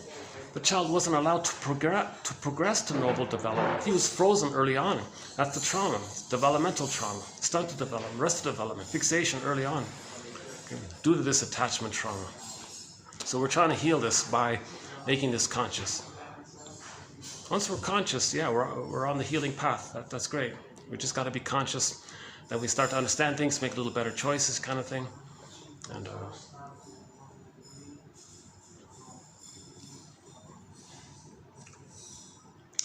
Maybe, yeah, let's maybe I can go back down now, because it's kind of baking up here. There's no AC when there's no AC here. Let's go back down. It's just minimal.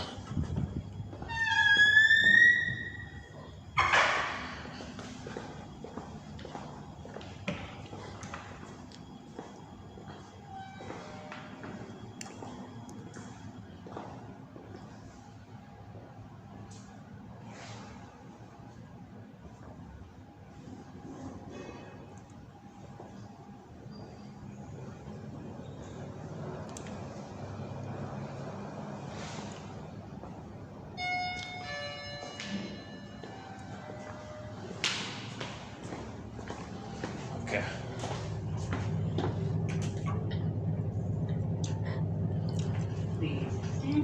Actually, let's check out the ground floor. Yeah, let's check out the ground.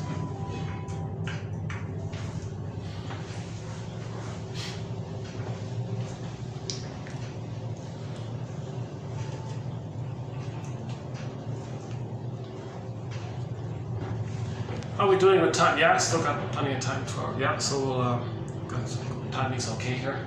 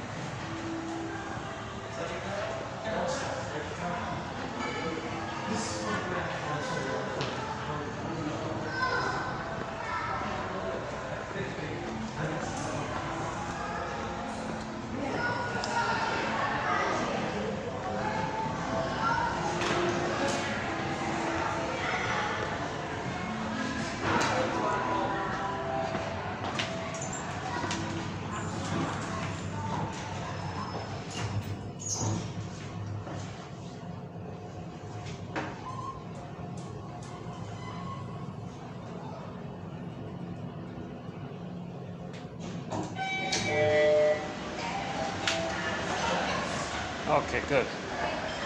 Okay. He's gone, my laptop's still here. All right. Let's begin with our quotes here today. Elderly couples. Elderly couples. Okay?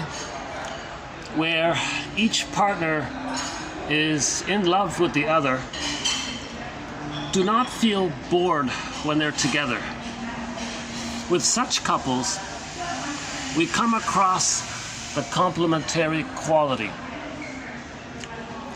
which is that their confidence in the fact that each will continue to develop. So it's fresh, right? They're both growing together, a lot of surprises. The relationship becomes like fine wine because they're not bogged down replaying the past. Right? What gives savour to their life together is the whole set of experiences, okay, happy and dramatic, that have contributed to making it what it is today. Okay, so we're talking about normal development, right? So normal development follows if the relationship between infant and breast permits the infant to project a fear feeling into the mother and to reintroject it after its sojourn in the breast has made it tolerable to the infant psyche. If the projection is not accepted by the mother, the infant feels that their feeling is stripped of its meaning. It therefore reintrojects not a fear made tolerable, but a nameless dread. Yeah. So if the child does have that experience where the mother soothed him, and then he can soothe himself, at least I'm okay, you're okay, then in these relationships, they're not competing with each other to see which partner can play the role of good mother that they each needed in the nursery. So if it's a dysfunctional marriage, the tendency seems to be that each person is saying to the other, you're great, you remind me of the mother, or father, or a combination of the two. You remind me of my painful childhood or something. The other one says the same thing. Okay, fine, that's great. Now you change, no, you change. You be the good mother that I need in the nursery. No, you be the good mother that I needed in the nursery. So these marriages are very fatiguing. They're very tiring. So they rust out, they burn out, become like sour milk, or at best devitalized. So hence boring. Finally. Because nobody in the present can be the good breast that the other one needed in the nursery. But they're searching for that. In the process of searching for that, enter Games People Play by Eric Byrne, or The Duplicity Topic by Helmut Kaiser, where part A, they gaslight the other, meaning not validate, appreciate their identity, to goad them and coax them to feel what they're feeling, thinking that if the other one's feeling what they're feeling, then they're back in the nursery. Now they're in the nursery, where the mother should feel what they're feeling, and the mother soothes them. That was failed, so in the present, they're trying to recreate it. So they want the other person to be the good breast that should have existed in the nursery. So if that's the trauma. But in normal development, the mother does soothe them. He has a structure in his brain called the soothing introject, or the holding introject, okay? Or the internalized good object, or object constancy. Okay? 3 years of when the mother was there for the baby. For the first 4 to 5 months, she was there as a symbiotic object for the baby. So it was safe for the baby. The attunement, the reverie, the extended womb, the extended paradise, the extended symbiosis took place. That's like an egg, like a metaphorical psychological egg. That oneness with the mother continues after birth. The paradise continues after birth, so the mother provided that. He has a memory of that. He was safe for the first 4 to 5 months, and he was seen and had a reverie with her, and like a back and forth with her. Okay, and it's got to be with the breast mother. The bottle will break it. You know, generally speaking, the theory is the bottle will break it. So you want the natural feeding to take place, because the nerve endings line up with the child in the breast, and it lines up to the mother, and there's like a cable there, so the mother can understand and pick up the baby signals. So if the child does get his extended paradise needs met, then he feels safe enough to hatch out. Okay. Now the grandiosity is still there. So as he's hatching out, now the world is his oyster, because now he can walk, crawl, walk, run. Okay. So that's okay. From 4 to 5 months to 18 months, the world is his oyster. Love affair with the world. So he still thinks he's a little god. Everything's about him, and the whole world's just there for him, serving him, invincible. He thinks the power of the mother is his. Right? So he's still in that place of grandiosity. Now, if he's not rebuffed there, it'll dissipate normally. 18 months, it dissipates mainly. Enter Walt Whitman's famous poem called Now Voyager, Seek Thou Forth and Find. Now the baby is no longer a little god. Everything's just him. Now, 18 months onwards, now he recognizes that he's a person, others are people. Okay, now he's curious, got a lot of questions. Okay, now he's going to be a little explorer. He's going to explore. Okay, that's like in the more human realm. Whereas before that, he was just a little god. It was all about him, didn't care about others. Invincible, all these things. Superman, right? Not saving anybody, he just thinks he's powerful. Like in the Spider-Man film, when he got his Spidey powers, he was gleefully flying around, crawling, hopping.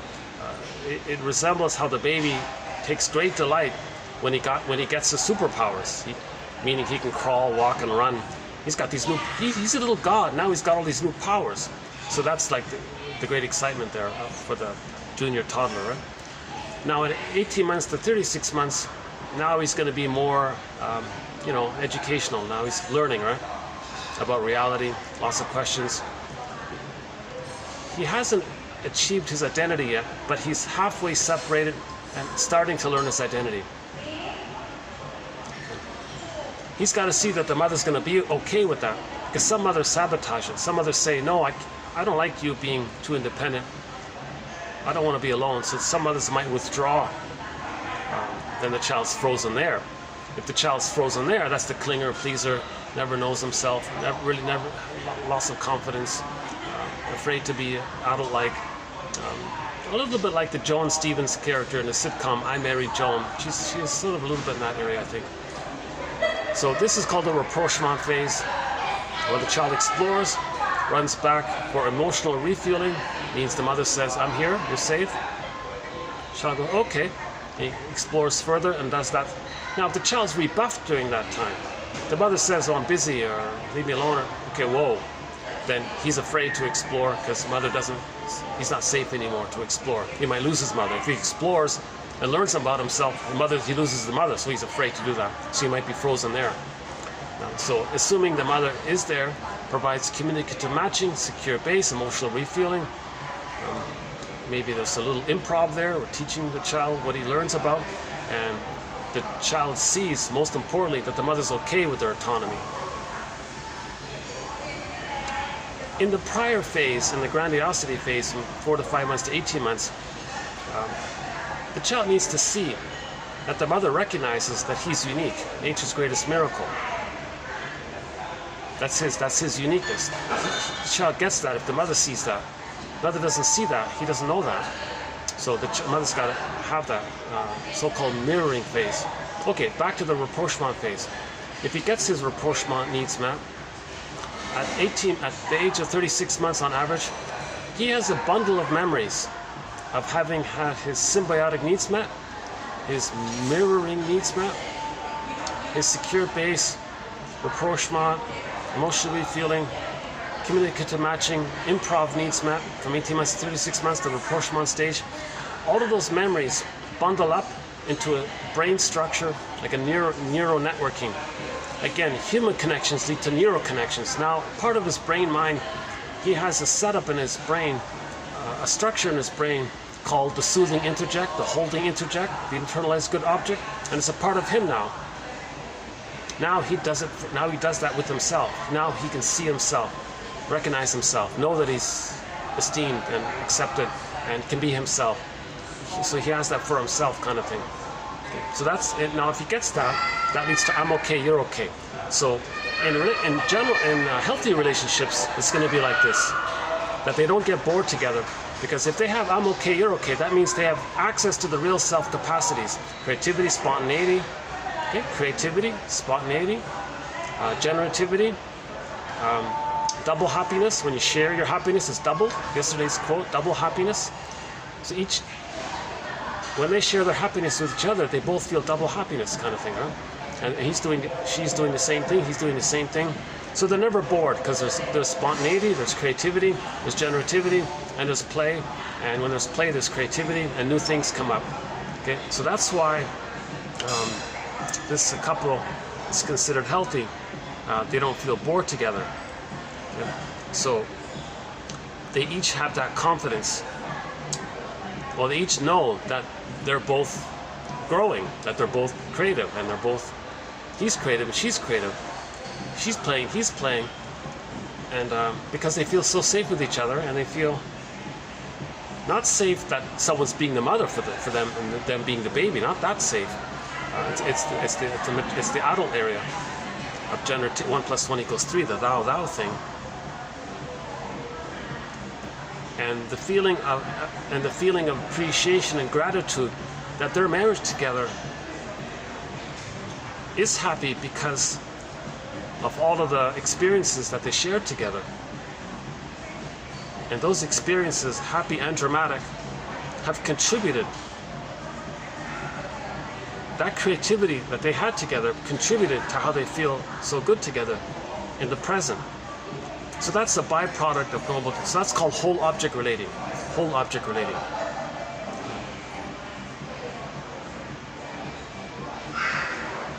Now, in dysfunctional relating, they're not doing this.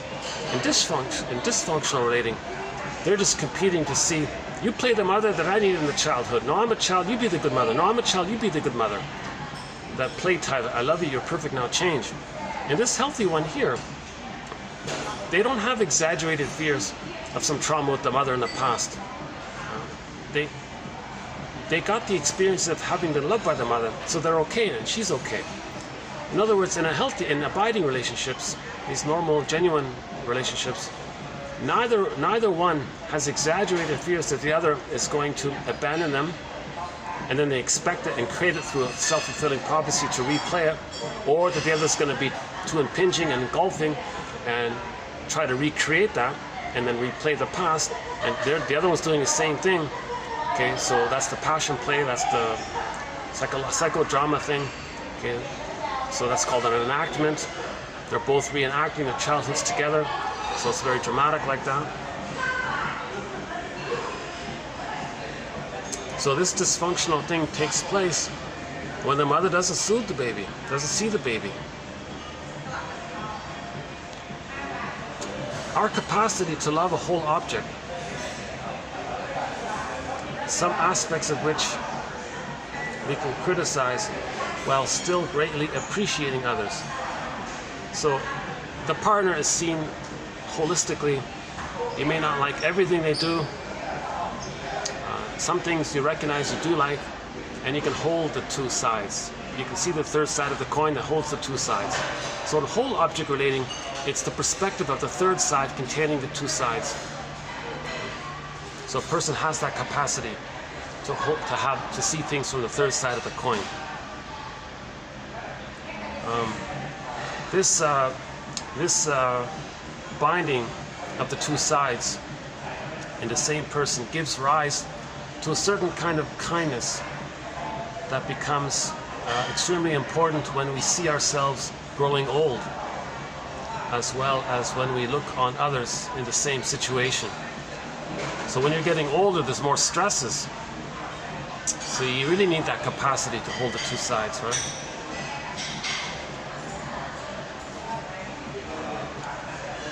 Okay, so that's called whole object. The healthy is called whole object relating. The dysfunction is called part object relating. Because the baby is just relating to a part of the mother. That's called part object relating. Not seeing the mother as like a full person. Just the mother's just the breast serving them. That's called part object relating. So he says here, when we treat other people like symbolic breasts, part objects, we're going to feel quickly persecuted by them. If you don't have whole object relating, you're either going to have this idealization or devaluation. Now the baby feels persecutory anxiety with the breast. Okay?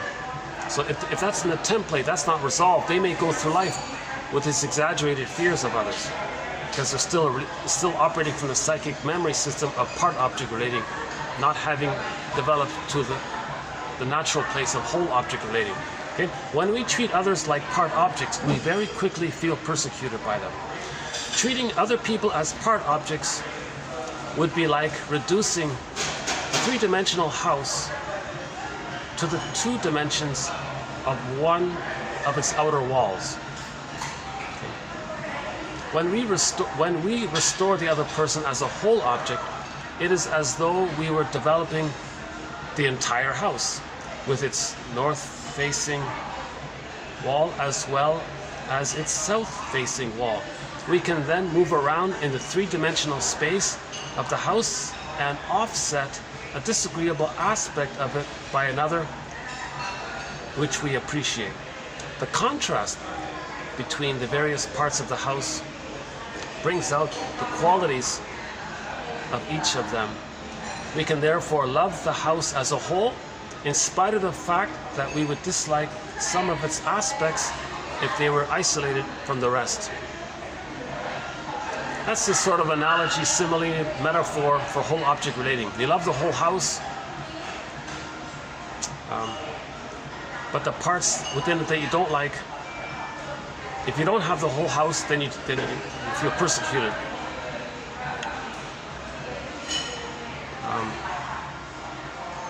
So Melanie Klein's theory about part object relating and whole object relating.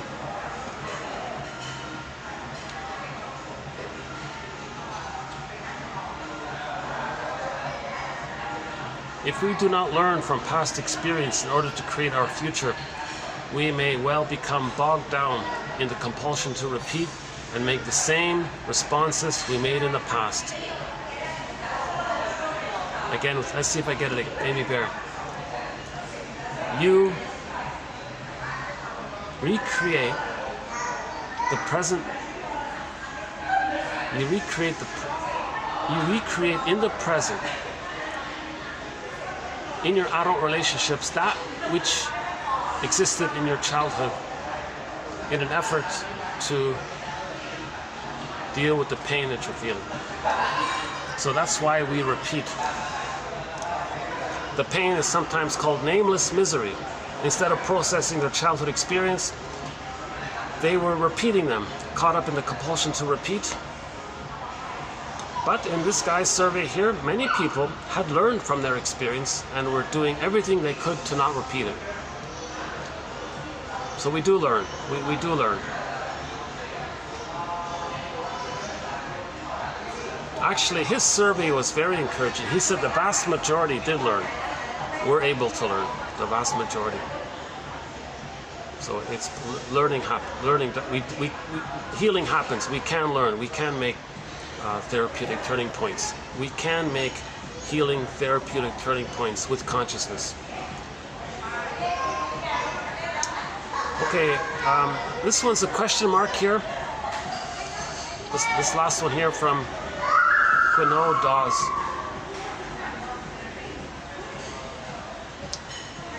One client complained that his stomach felt too full up. Shrink said, quote, "What might your stomach be trying to tell us when it gets all jammed up like that?" So some people think the whole body is carrying the unconscious. So if there's a bodily symptom, that's a communication. Symptoms are communications. So what are your symptoms telling you? If your stuffed, jammed up stomach could speak, what would it say? Or what's it telling you? What might your stomach be trying to tell us when it gets all jammed up like that? Maybe he feels ungrounded, so he's trying to get grounding. Or maybe he's afraid, so he wants the comfort of the food, meaning mother. Separation anxiety. So Marion Woodman had an interpretation about a guy who lost his mother. He was a huge mama's boy, never did anything without her. She partnerified the guy, and they were like a couple almost. They did things together. They would travel together. Middle-aged man who traveled with his mother. Oh my God! And when that guy, when that mother passed away, he freaked out, and because he never got the love to accept the loss, he couldn't mourn. So he tried to hold on to her. Now in the unconscious, food equals mother. So he would stuff himself with food, and he developed this massive belly. And Woodman said, "You're carrying your mother around with you." So the symptom reveals and conceals the issue. It reveals the issue that he can't let go of mother, but it conceals it because he doesn't know it. He would blame the food. Oh, the food has low calorie, the food is not nutritious or something. He was stressed out by the low quality food. He'd make some excuse maybe, partly, which may partly be right, but the real issue is he's using extra food as a teddy bear to link him to the mother. Maybe.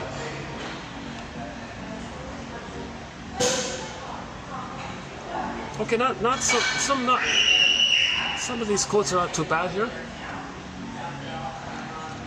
I'll look him up tonight maybe. Quino Dawes. Okay, that's 2659 from him.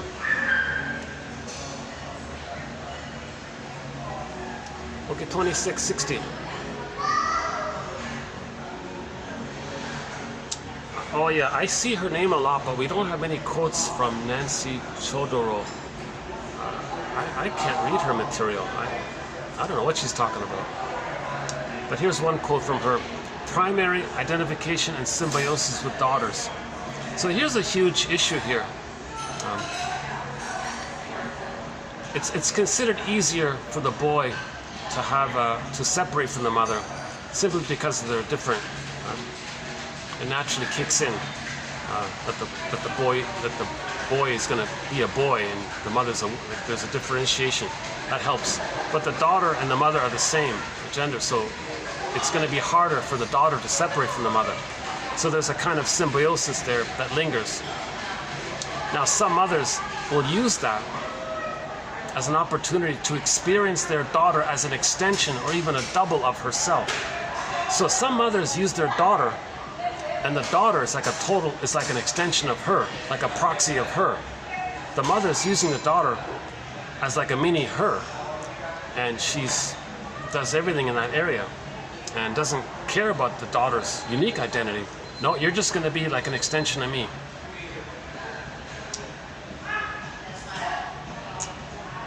So this is called the electric complex. If the mother's doing this, she has the Jocasta complex.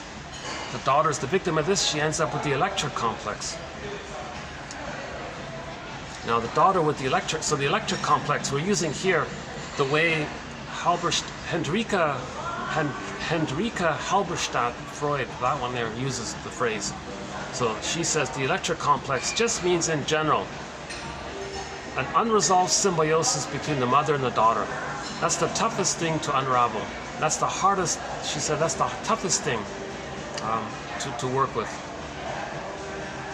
Because of the primary identification, because daughters and mothers are the same gender, right? It makes it easy for the mother to see the daughter as a mini version of her, and not wanting to see the daughter for her uniqueness, only wanting to see her as a narcissistic extension or continuation of herself. It's not an either or thing. It might partially be good because the daughter's going to get a lot of support, become very successful in all this.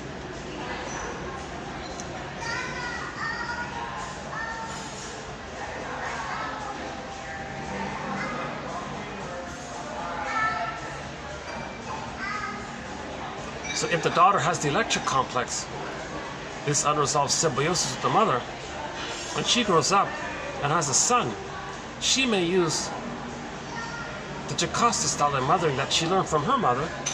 So she becomes the Jocasta mother, so-called passionate mothering. And if the son now will end up with the mother complex, if she does to her son what her mother did to her, the boy ends up with the mother complex. Now he grows up, and let's say he has a son. His attitude will be very rejecting towards the son. That means he has the Laius complex. Okay? Right? So Laius and Jocasta are the parents of Electra and Oedipus. So Electra and Oedipus are the son, the sister and brother of Jocasta. So that family is extremely dysfunctional. Right? No one becomes themselves. They're just traumatizing on intergenerational trauma. No one's allowed to be themselves. Okay?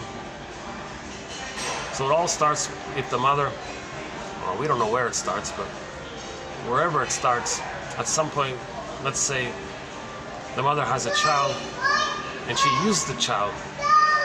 If she's using the child to comfort her, that's called the Jocasta style of mothering. So she's the Jocasta mother.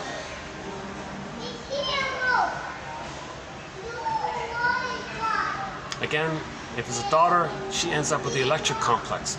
If it's a boy, he ends up with the mother complex. I'm not using the Oedipus because it's just so confused with the translations have confused him. Oh yeah, that's why I like Grotstein's quote from tomorrow's video. See, he paraphrases his understanding of what Freud said, but it's his paraphrasing and it makes sense. You see, the official English, quote-unquote official English translation of Freud, it's all mucked up. It's to mess with people. It just confuses people. It's not even Freud probably. It's that disturbed translator that did it. And everybody's bogged down with what that translator meant. It's not even really Freud. So I like it when on occasion someone clarifies. I think from what I can figure out, the shrink would say, it's as if Freud was really saying this. So he gives his translation. So we'll have our first more or less translation, proper translation, or in the next video by Grotstein. And it's a great quote. Yeah, it's a great quote. It's as clear as I can get. I don't have it here, just found it.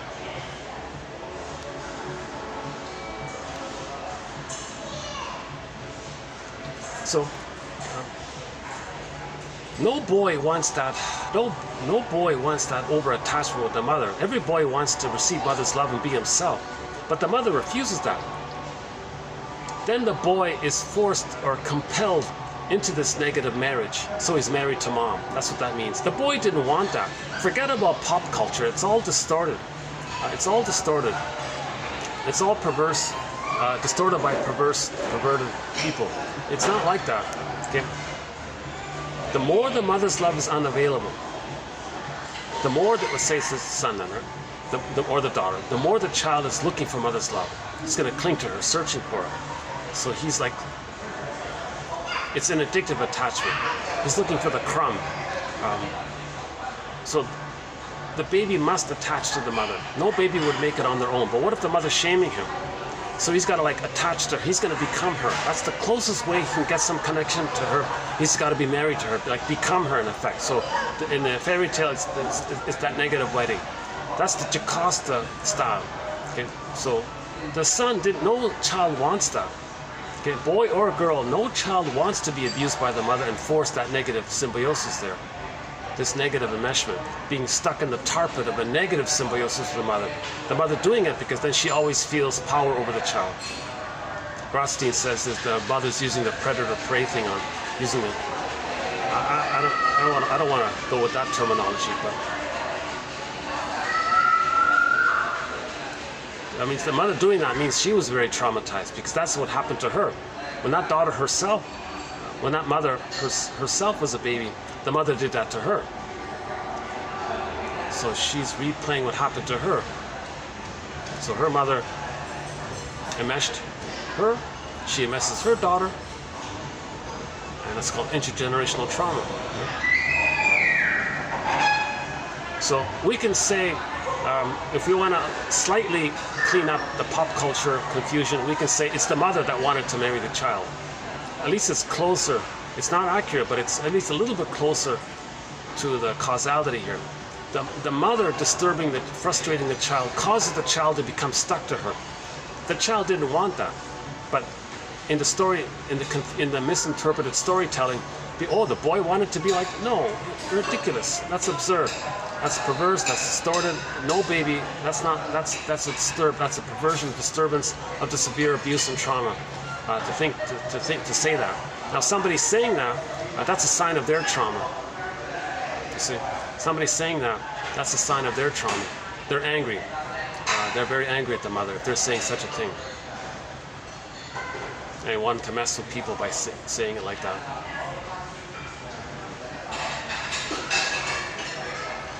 And that idea of the marriage between the mother and the son, it's a metaphor for the internal mapping where the representation of the mother is fused, i.e. married, they're one, union, right?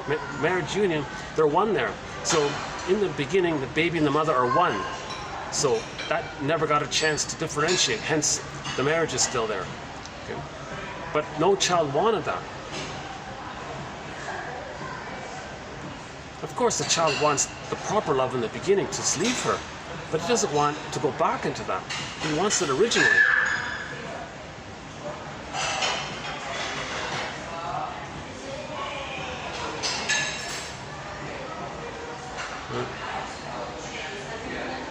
If somebody's saying the child wants the fusion,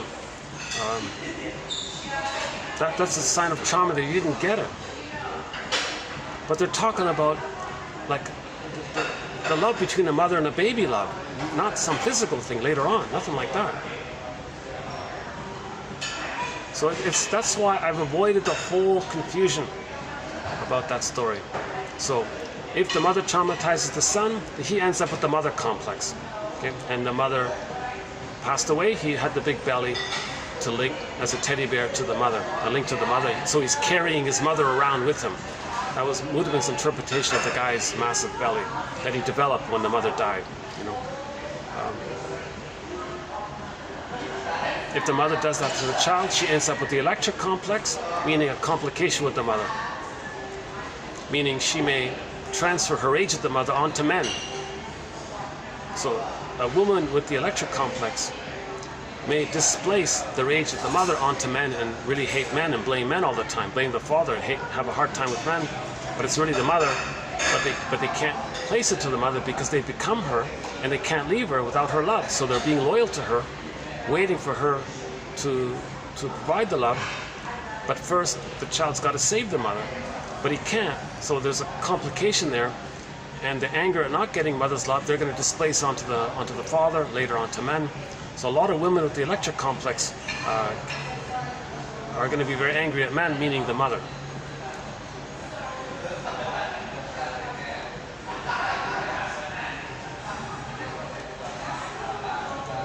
Okay, that's a tough topic there, eh?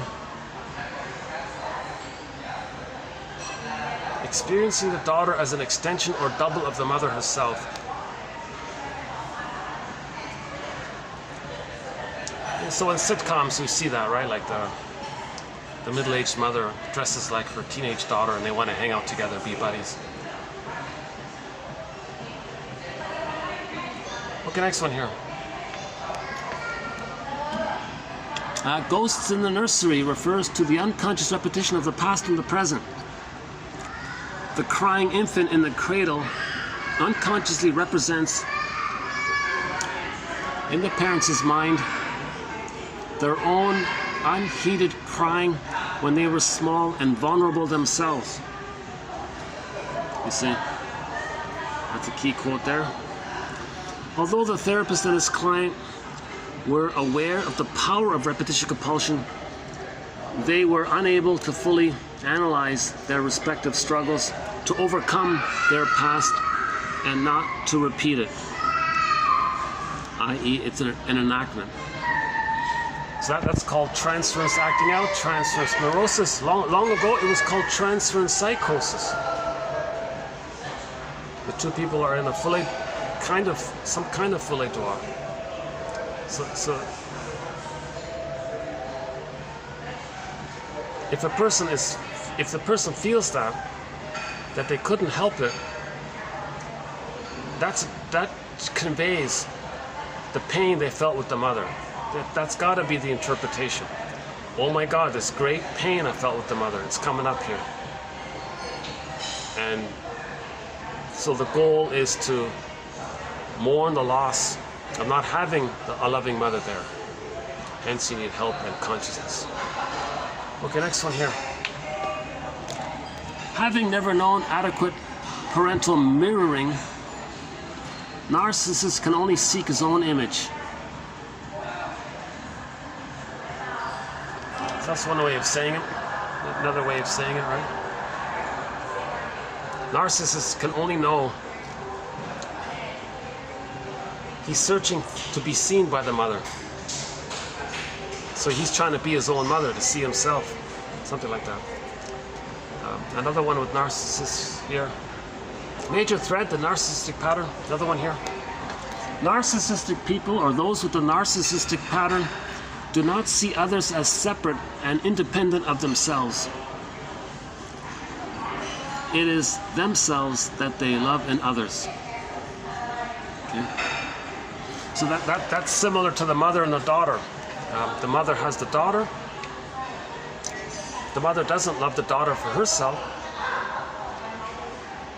as a separate, independent person from her. The daughter is seen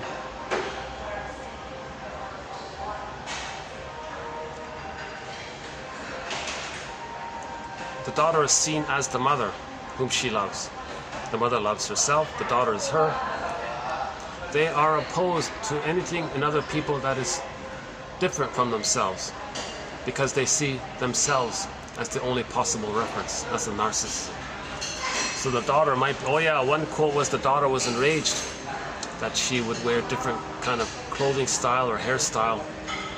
You're not being like me, you're not being one with me, you're being a little different here. So the daughter was in rebellion against the mother to try to find her autonomy. So a lot of this youthful rebellion is an attempt to separate from the mother. Like magicians, analysts are well aware of the fact that they have no magic powers.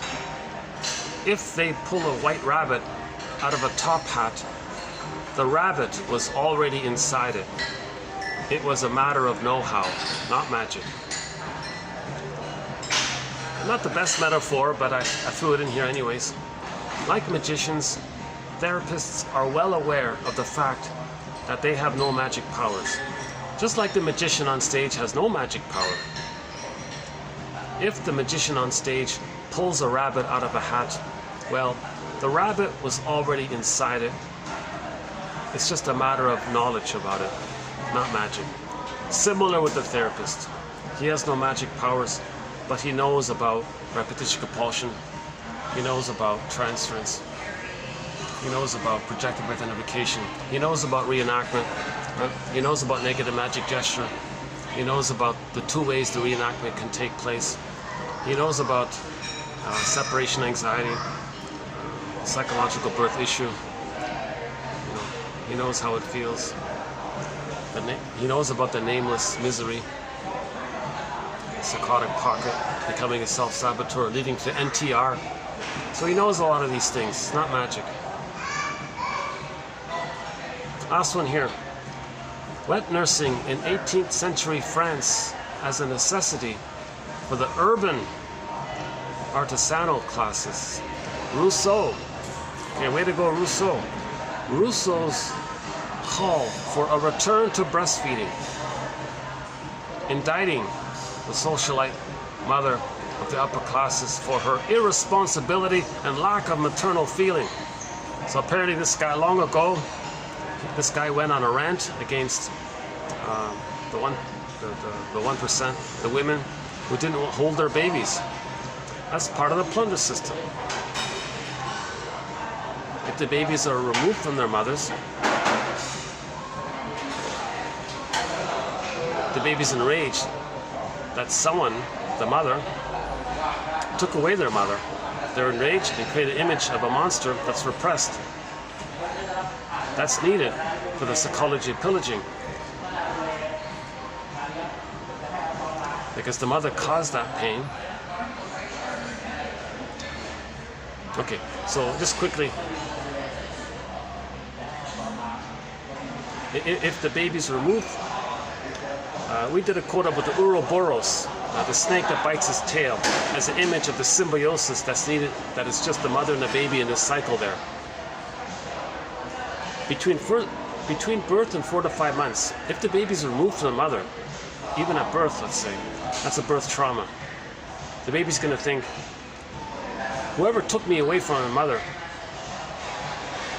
some entity took me away from my mother, whoever that was. So he creates a frightening image of the one who hurt him and his rage, so it's amped up.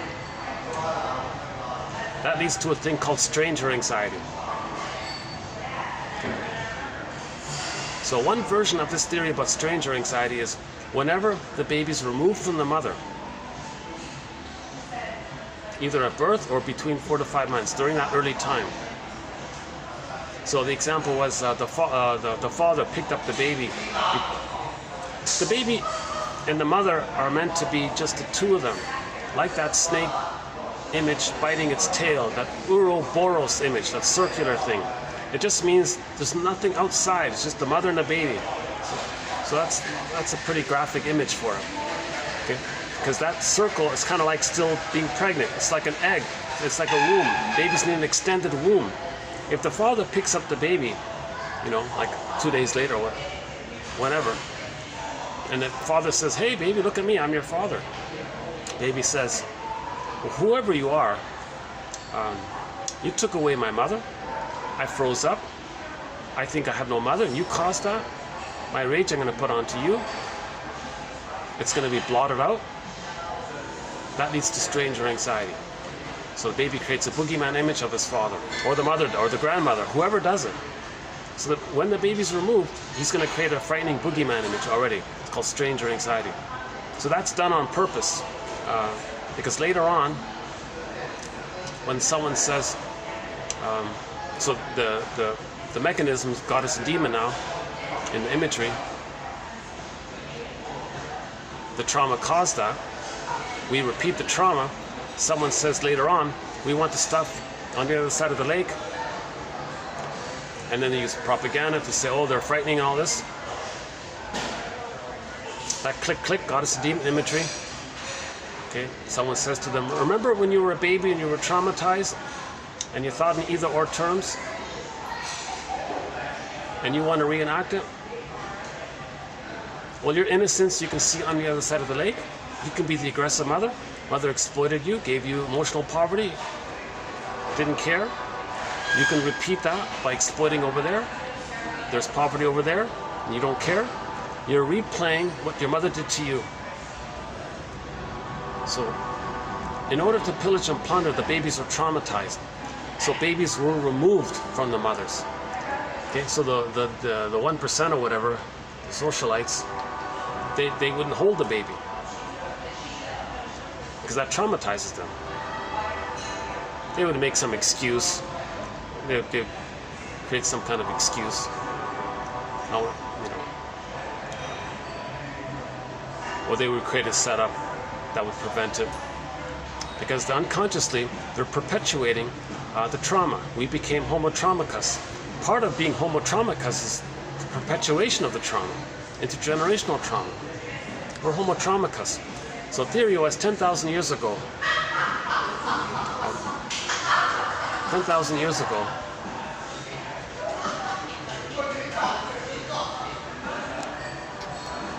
Yeah, let me back up a sec here.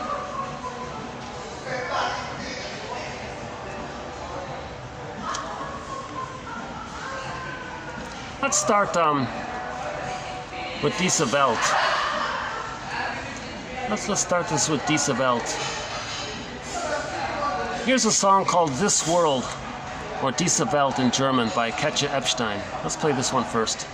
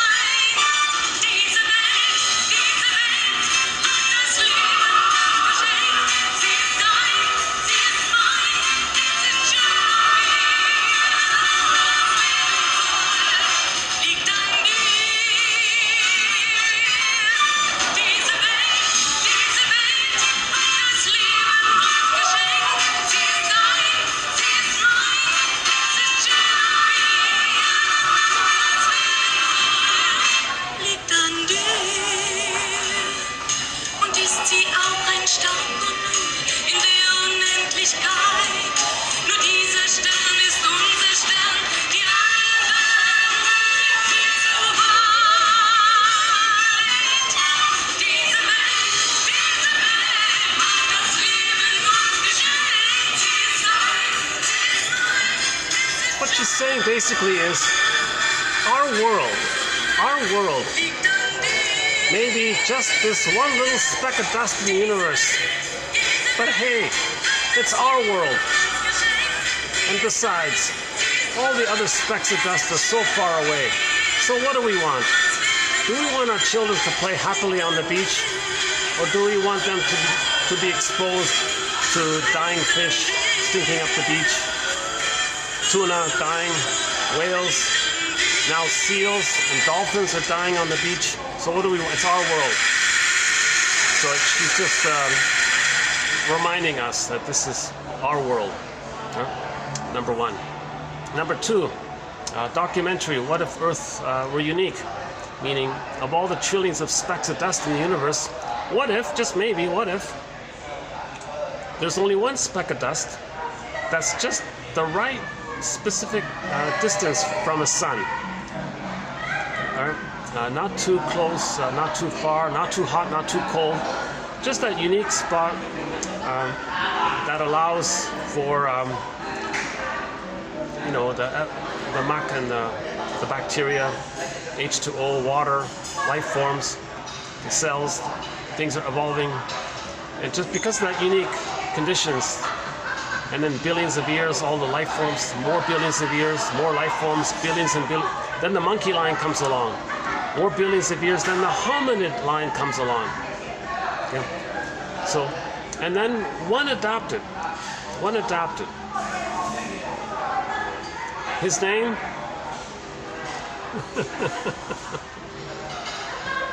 It's Homo bodoensis. So again, this is all theory, right? So meet Homo bodoensis. Forgive the artist for his projection, but we used to be this guy. So he's, of all the hominins, I don't know if it's showing up here too well.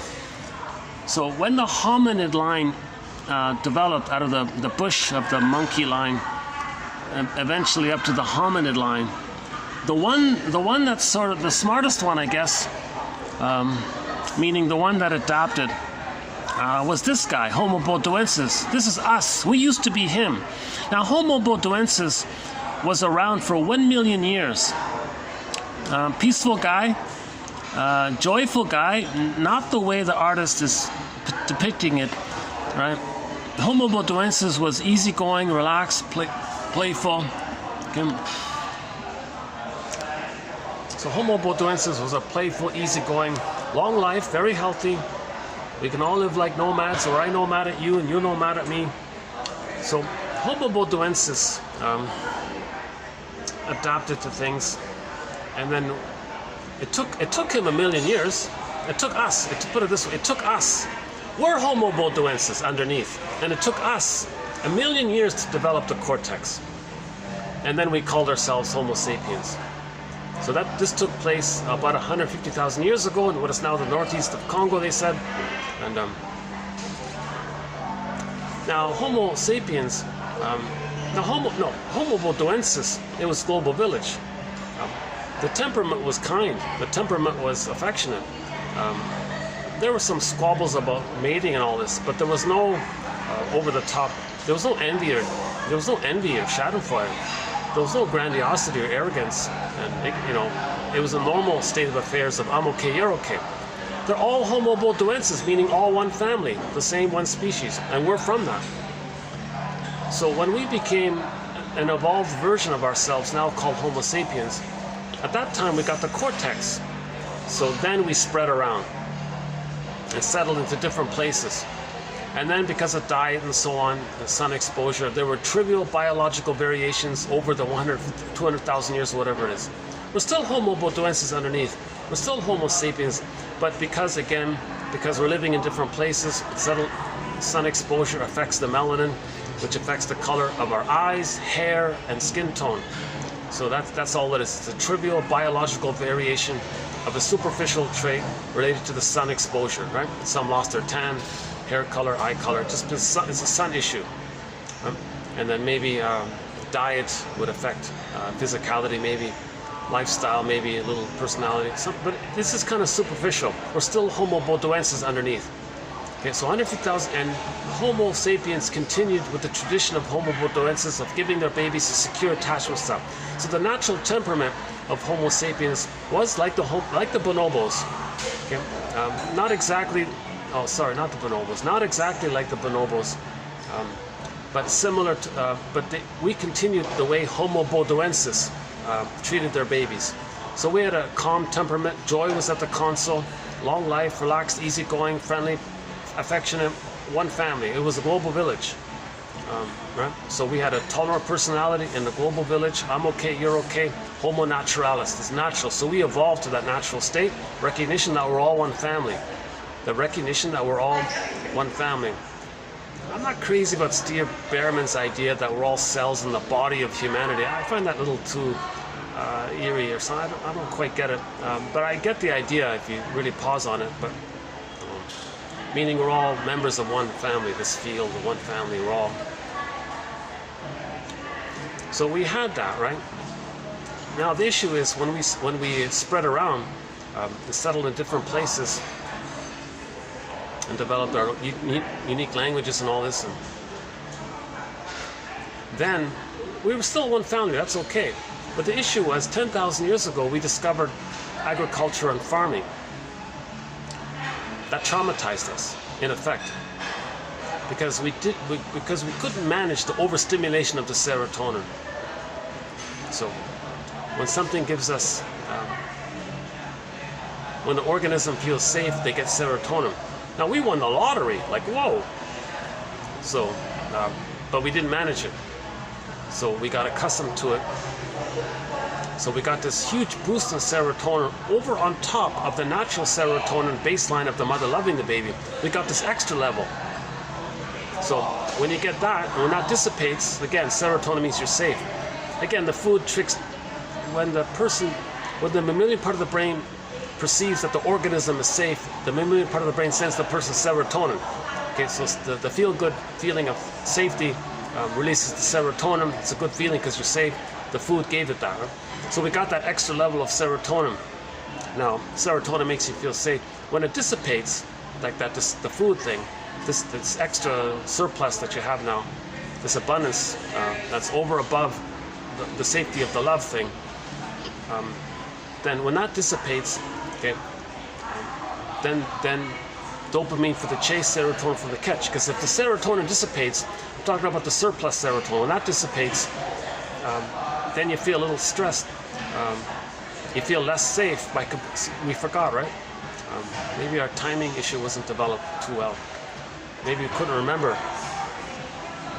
However it took place, we got a lot of serotonin. When that serotonin dissipated, we felt unsafe.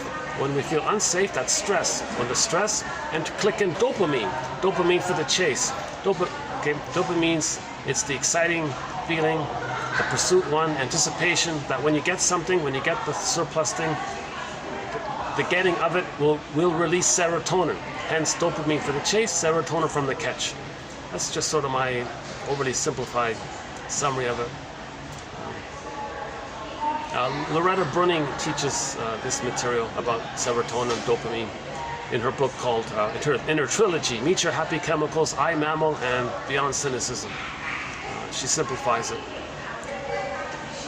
So when the serotonin dissipates, we feel less safe. That means stress. That means chase, to get something to make you feel safe. So now, enter into pillage. Now how do you pillage? So you're now going to grab and hoard to maintain that level. Now they think, well, the best way to, now the manic of wanting to get, rabbit is up to tricks.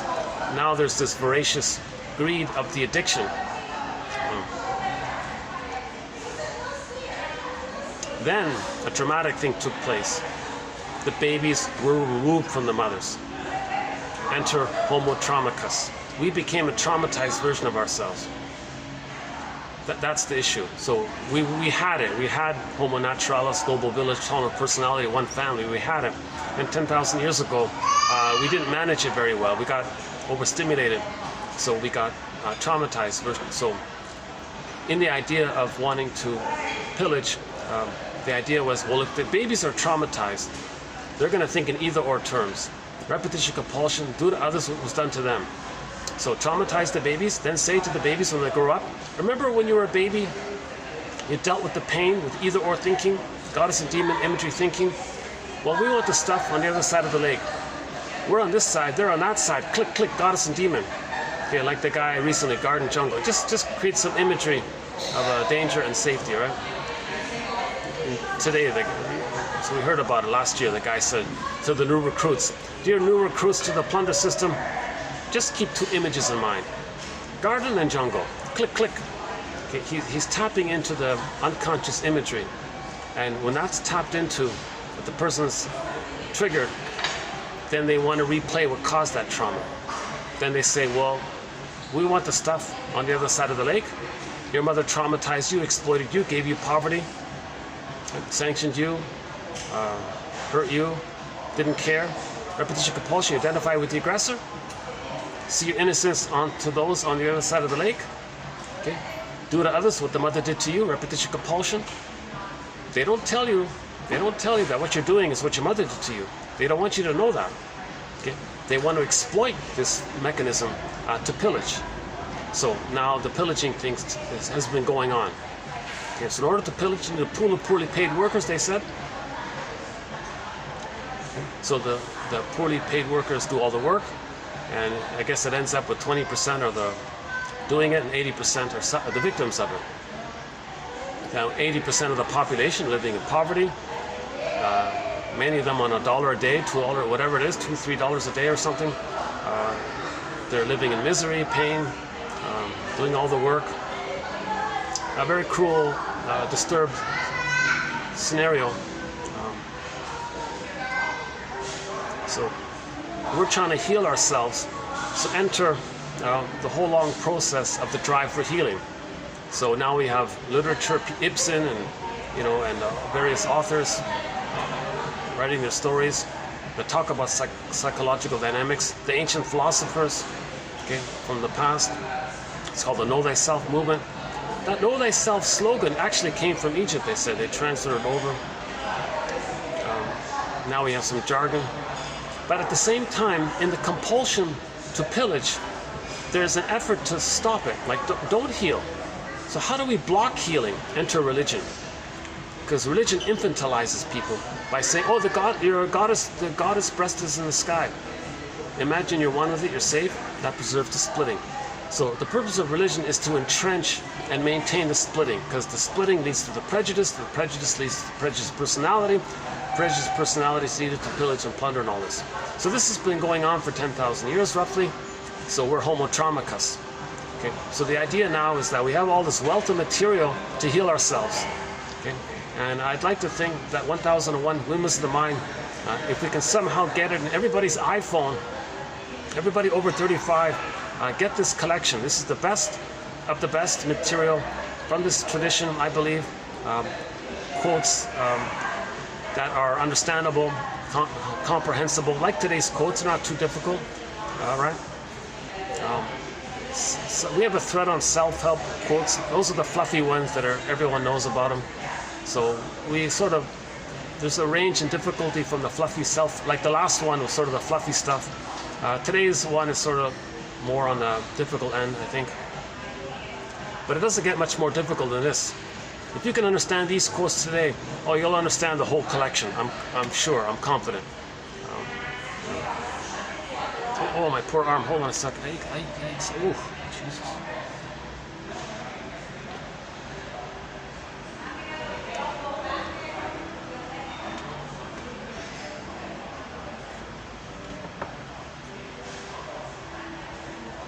So again, Mel Faber's book is called Religion, the Infantilizing Process, Psychological Roots of Religious Belief. So the main gambit is to imagine the breast in the sky. Because when the baby's removed, he lost it. We're not talking about like physical survival, we're talking about the maternal connection. So the baby had the paradise with his mother in the uterus, but that was lost. Lloyd Demas takes it a step further. He says, imagine your phantom placenta. If the cords are moved, you're missing your placenta. There's the phantom feeling. Oh, we found your placenta. It's in the sky. Imagine a cord to your placenta. And then the speaker at the podium describes the placenta, but doesn't use the word placenta. Just say this invisible, powerful entity that takes care of you, knows you, soothes you, feeds you, there for you, reliable for you, will process your distress, will handle your fears and demons, and provide you with love and safety. Okay? Simultaneously, he'll blur it in with the image of the breast, the phantom breast. Oh, we found your phantom breast in the sky. Okay, he'll describe this invisible power in the sky, but he's talking about the breast, but he won't use the word breast. The gambit is to get people to recreate the merging. Then they feel that blissful feeling that they felt in the uterus, or maybe shortly afterwards. Then they say, oh, Are you a believer? Oh, that was amazing. He's triggering up how once upon a time the baby felt bliss with the mother. He's just triggering it up. It's a trick. He wants to recreate and trigger that old feeling that you had. He's not creating anything new. He's just giving you the old bliss that you had, a trick to get you back there. But the real purpose of that, not only does it keep a person infantilized, still searching for the good breast and all this, but the purpose is to not tell you that the demon image, you're more bonded to that, but you're denying it. And the goal of healing is to forgive your parents, to resolve the splitting and get the two images of goddess and demon into one image. Because that's the third side of the coin that holds the two sides. That's called the depressive position. Speaker at the podium is not going to teach you about Melanie Klein, it's not going to teach you about Margaret Mahler or Melanie Klein or James F. Masters. It's not going to teach you this material. The purpose is to avoid that. I wouldn't be surprised if, the reason there are no viewers here, maybe there's all these algorithms sort of, they hired some tech guy, create an algorithm to make it difficult for anyone to find this material. That's why I have the fantasy that on the SkyTrain here, one of them has no ad, and I imagine that when the SkyTrain passes by, it says 1001 Windmills of the Mind, Psychoanalytic Psychotherapy's Greatest Hits, buymeacoffee.com/psychoanalysis. Be your own soul doctor. Weave the basket, heal yourself. Narrative medicine. Be your own psychological detective. Raise consciousness. Not sure what I would say on the train exactly.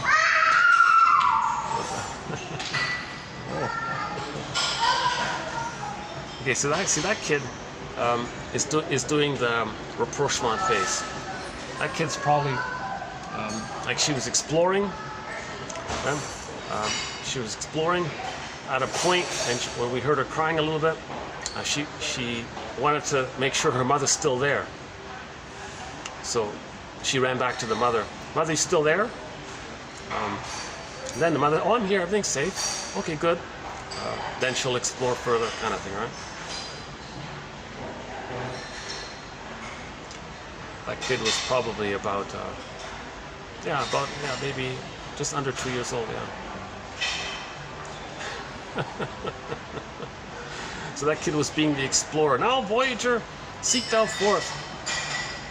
Now, if this goes on for a while, if that family's a regular here, the next time the kid's here, the kid will come further and then go back. Next time he'll go a little further and come back. And this goes on back and forth like this, right? And the kid's going to learn about things. So that kid has healthy development, by the looks of it.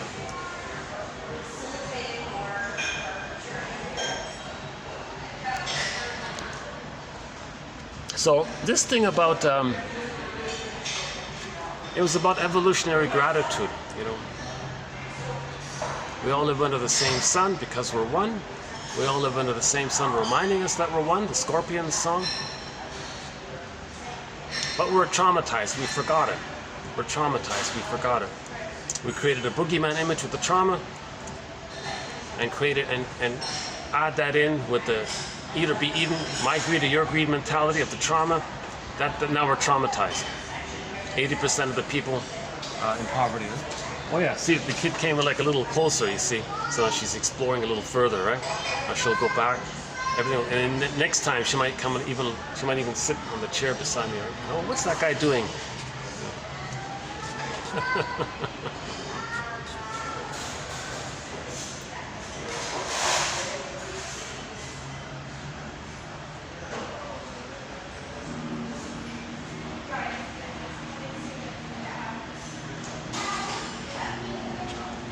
Let's play Carl Sagan. Carl Sagan has a reasonable offering here. Hold on a sec.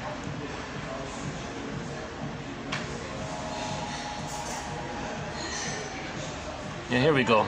This is about 3.5 minutes long. No, 4 minutes long. It's worth listening to this for 4 minutes. Carl Sagan here, about the pale blue dot.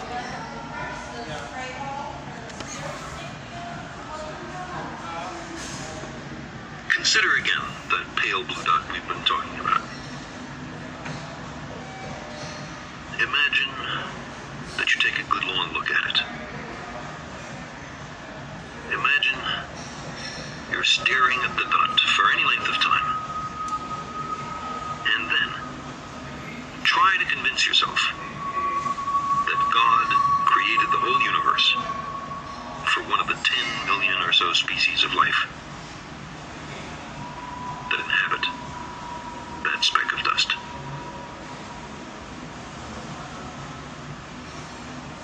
Now take it a step further. Imagine that everything was made just for a single shade of that species, or gender, or ethnic or religious subdivision. We can recognize here a shortcoming, in some circumstances serious, in our ability to understand the world.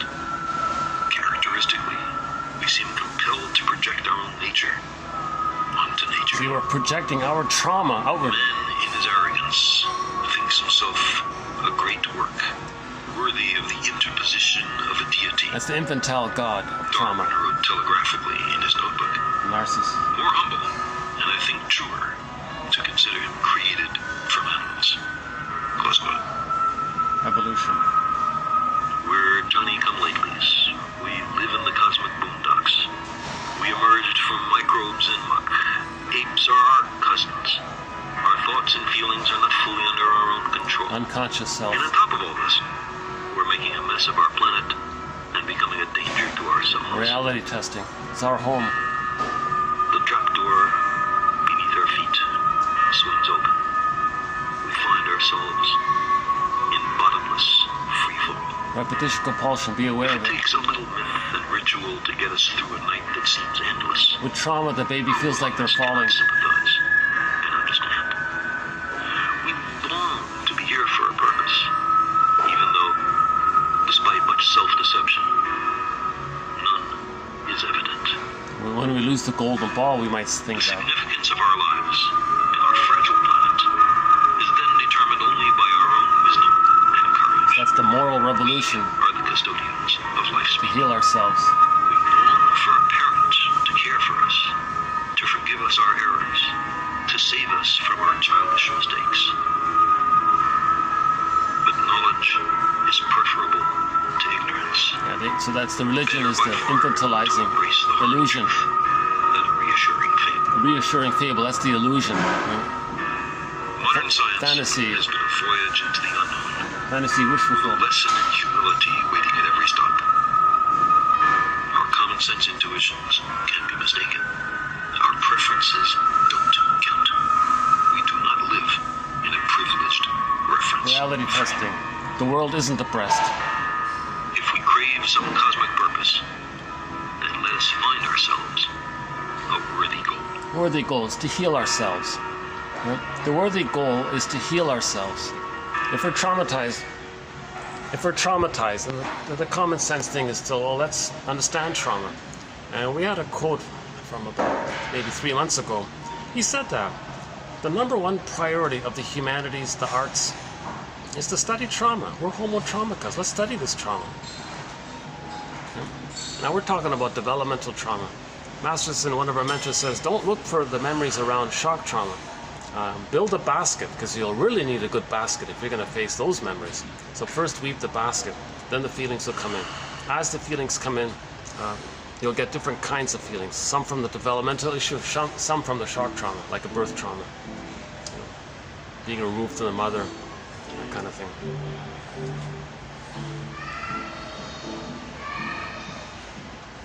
Dreamboat, yeah, today honestly speaking, I feel like this song today, Dreamboat Annie.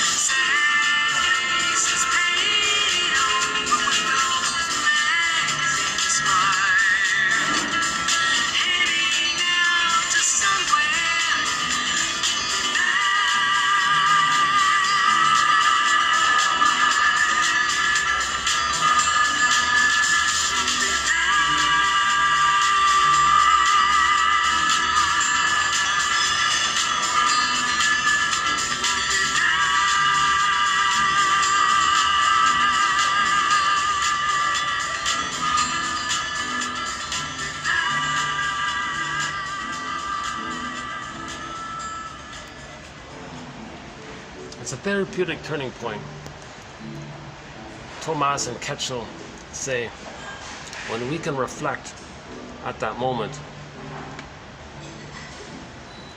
where we're starting to or trying to recreate in the present the dramatization of the trauma in the past with the fantasy that by doing so we'll somehow change the past, and that there'll be a time machine that takes us to the past, to the nursery, whereby we receive the love that we needed. It doesn't work. But that's why we're repeating, to be aware of the trauma, and then, yeah, that we make new choices. So I think the theoretical construct of the self-saboteur being that pocket that's created in the void of mother's misattunement, and the golden ball goes down. Enter Emily Dickin's poem, "There is a pain so utter, the nameless misery today. There is a pain so utter, it swallows substance up." The golden ball, swallow it up. And then now we're in a swoon, Dreamboat Annie, disassociated. Going in, now we're in a trance, she said. And we're going around it. But if we were to see it, we would get back our feelings bone by bone or something. Right? Very good poem. Check it out. There's a Pain So Utter by Emily Dickinson. That's a great poem. Another great poem for trauma is A Great Hope Fell. That's a great one.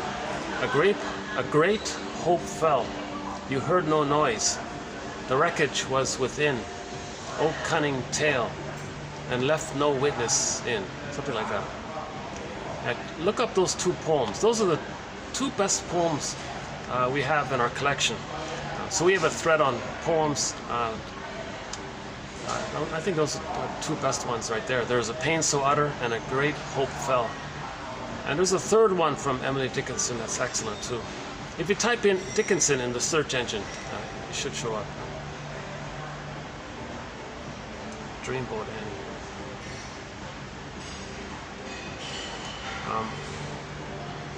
Okay, let's see. Did I miss something here? Yeah. Okay, healthy couples, genuine love couples. They don't feel bored, right? So because they're always creating something new. There's spontaneity. Okay, there's sort of a playful quality, and the recognition that their experiences have contributed to their happiness today. Yeah, that's fine wine. Fine wine. That's normal development. This normal development takes place if the mother soothes the baby. If the mother doesn't soothe the baby, he feels a nameless dread.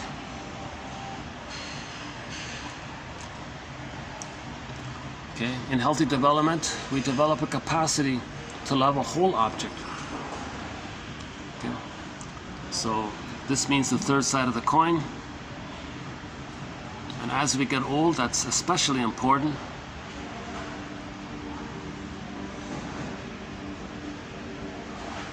Oh, we missed one here. A hidden wound gets infected and festers. It has to be looked at and listened to in order to become a source of life. My witness is that there are no wounds that can't be slowly healed through love. Yeah, okay. I think this is a good one. This is important. This sounds kind of obvious, but there are no wounds. Okay, in his experience, in this shrink's experience, there are no wounds that can't be slowly healed through love. But the love has got to be interpretations, you know, and being able to provide enough interpretations for the person. That's called empathy. That's called love.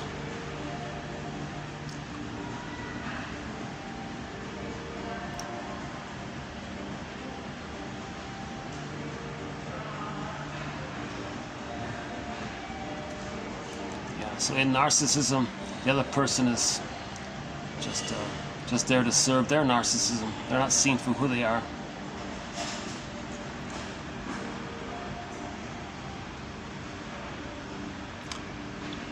Nameless misery. Instead of processing their childhood experiences, they were repeating them. So either we repeat and don't remember, or we process, i.e. remember, and stop repeating. So instead of remembering our childhood experiences, we repeat them, caught up in the compulsion to repeat. But in our survey here, many, the majority, I think he said, had learned from their experience and were doing everything they could not to repeat. If we don't learn from past experience in order to create our future, we may well become bogged down in the compulsion to repeat and make the same responses we made in the past. Same responses we made in the past. What might your physical symptom be trying to tell us? That you're not alone? That your pain links you to your mother? Maybe something like that. Or it links you to somebody? That you have somebody? That your physical issue, your pain links you to somebody, so you're not alone? Wherever that is. Psychosis could be defined as a letter that has mistaken its place. That's probably the most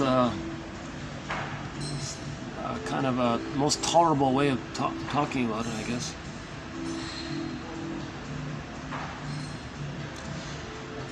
Yeah.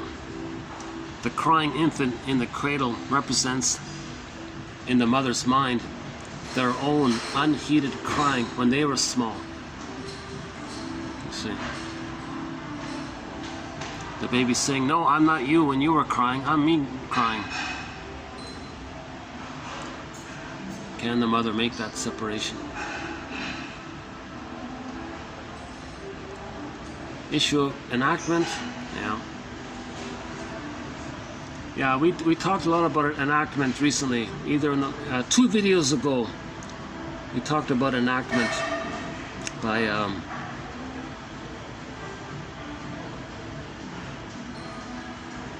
what's her name again? Oh, and Marotta, Karen Marotta. Enactment means they're both repeating. You see, the therapist is not supposed to repeat his childhood and use the client as a stand-in for someone in his childhood. If the therapist does that and the client's doing it, the two of them are doing it, that's called an enactment.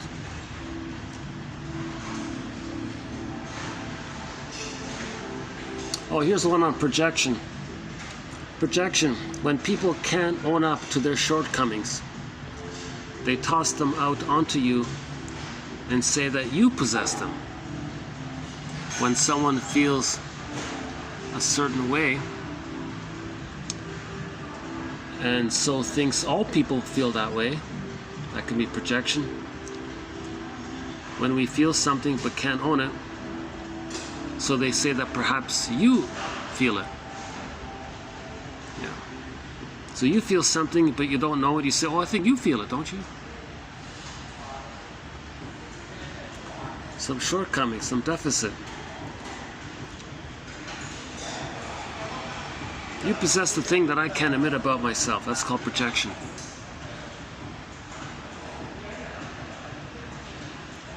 Oh yeah, Rousseau went on a rant saying, "What's wrong with women?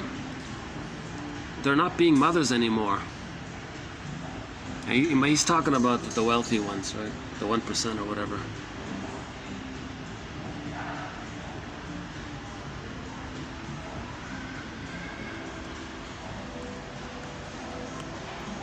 So healing goes hand in hand with healing the outer. Getting back to global village, that we're all one family, we need healing for that, right? One of the earliest quotes we had in our collection at the beginning, almost 3 years ago, was just a simple little anecdote about little kid who loved jigsaw puzzles. Oh yeah, so one day a little boy wanted to get his father's attention. Hey, come on, Dad, play with me. But he was busy with his work, so he wanted to distract his son. And knowing that his son loves jigsaw puzzles, the father took a magazine, opened it up, and found a full-page picture of a world map.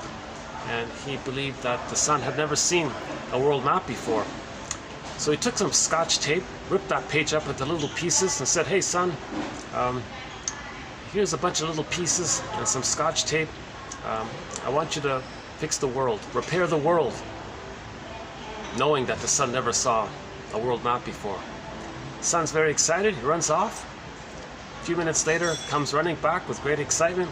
"Hey, Dad, I repaired the world." Father said, "How did you repair the world? You didn't even know how it looked, right?" "That's true. I never saw the world before. But I saw that when you ripped that page out of the magazine, that on the back there was a picture of a man. So I turned the pieces over and discovered that when I repaired the man, I repaired the world. As beloved, so below." If our feelings are healed, our doing will be normal. The trauma is we lost our feelings, so our doing is distorted, disturbed, perverse, psychotic even. It's psychotic to think that the planet is a placenta. Yes, the placenta can metabolize the baby's waste elimination.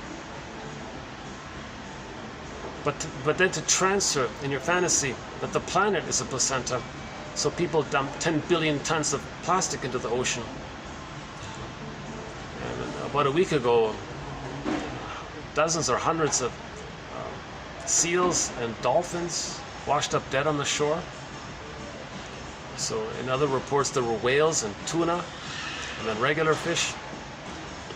And people think, well, they don't care because the baby traumatized isn't in a place to care. It's just infantile. They're just little gods. They don't care. So it's psychotic. It's perverse psychotic thinking to think that the planet is the placenta.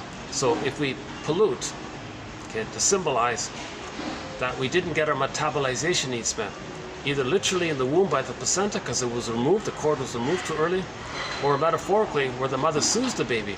Baby sends out his waste, mother soothed, that's blocked, repetition compulsion, pollute on the planet, thinking that by polluting the planet, we can be back in the nursery and the mother will soothe us. Really? Dumping 10 billion tons of plastic into the ocean is really going to zoom somebody back into the nursery and get the love they needed? Really? That's so-called psychotic perverse thinking. Okay, that's a different logic, and primary in the bag there, it's different thinking. They don't think in reasonable secondary process way. Okay? They're just thinking in this archaic Alice in Wonderland way. It's mad in there, like the cat said in Alice in Wonderland. It's mad in there. That's the psychotic thinking. So it's the psychotic part of the person that's driving and co-opting the person to replay that psychotic trauma, that psychotic place trauma.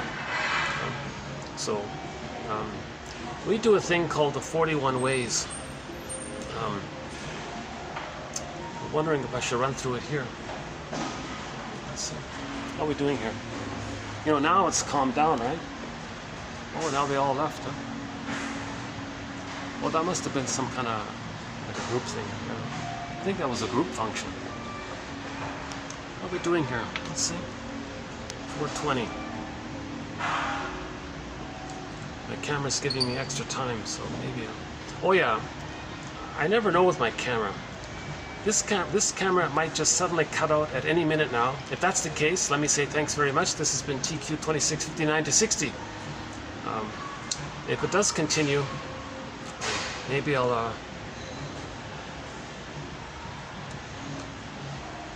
It's tempting, huh?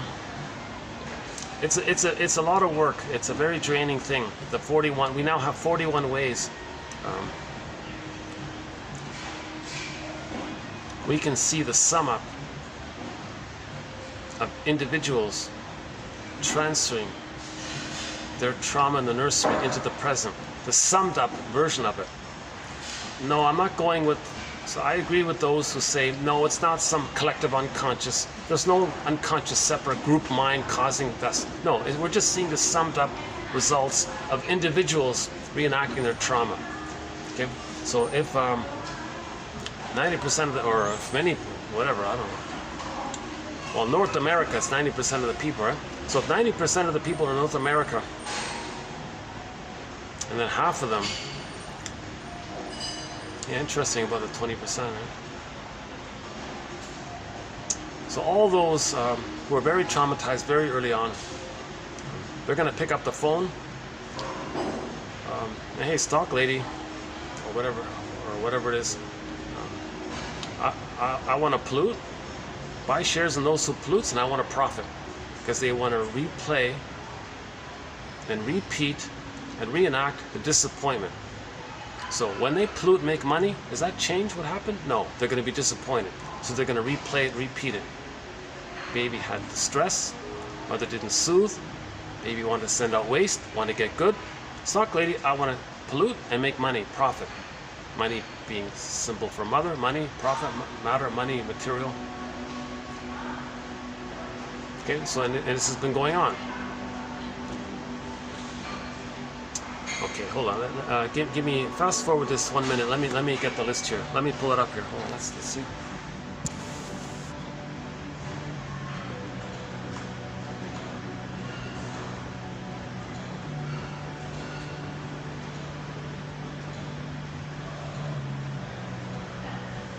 Okay, we got it.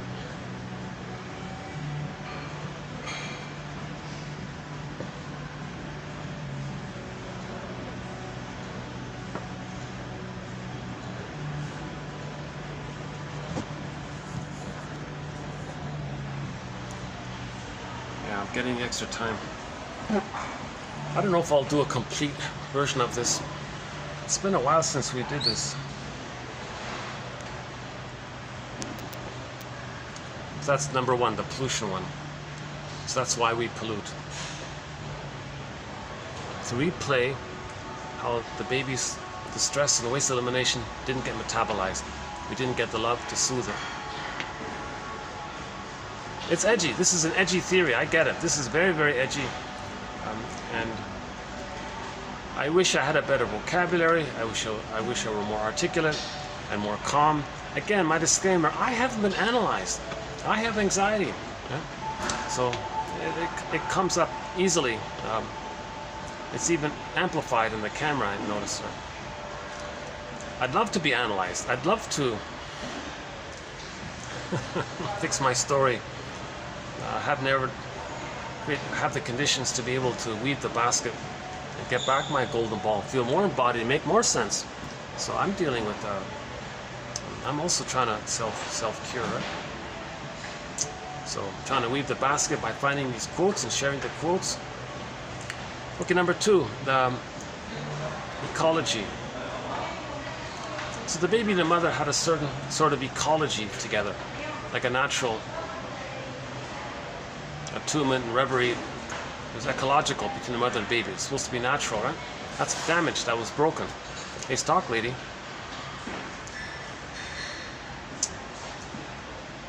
My ecology in the nursery with the mother was broken.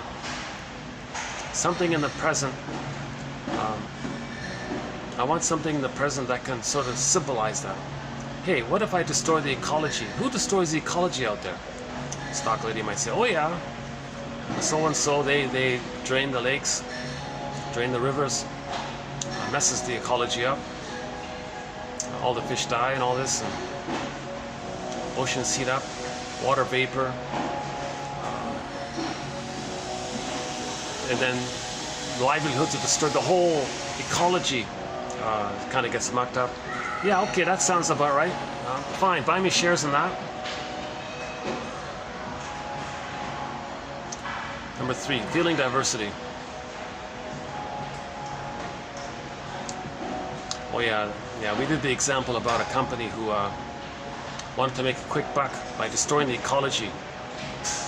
They bought shares in that company, but that quick buck activity destroys the ecology, so it cycles around. So they destroy the ecology and make a profit.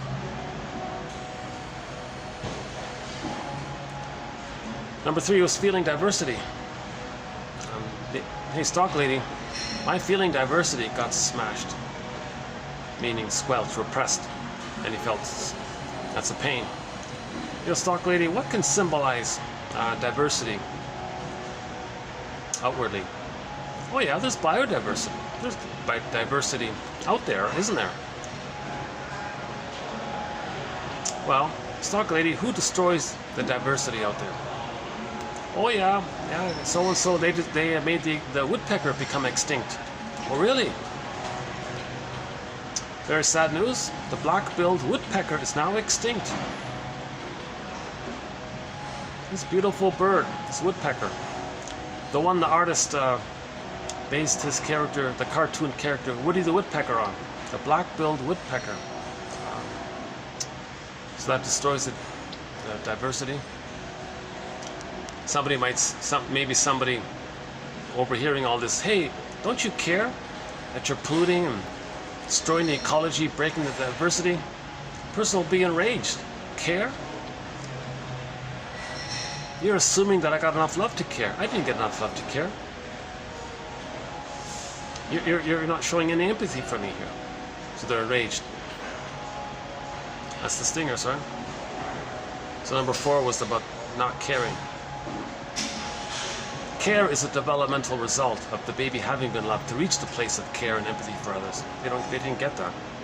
Number 5 was greed. Right? So nothing that a person gets in the present can be the good breast that was needed in the nursery. No thing you possess in the present, no profit you make in the present that you don't need, can zoom you back to the nursery, morph into the good breast and provide the love. It doesn't work. A person can have 20 lifetimes being very greedy. It's not going to change what happened in the nursery. It doesn't work. But the trick with greed is that in trauma it's addictive. So they're already in an addictive place. Intermittent reinforcement or something. Remember, narcissism turned into that flower. Trauma early on leads to narcissism, right? Narcissism is symbolized by that flower, narcissus. The narcissus flower gives people illusion, they said. So the person thinking they're little god, that's an illusion. And they're addicted to that, like that flower implies. So when they get the greedy thing that fuels their grandiosity, it's addictive.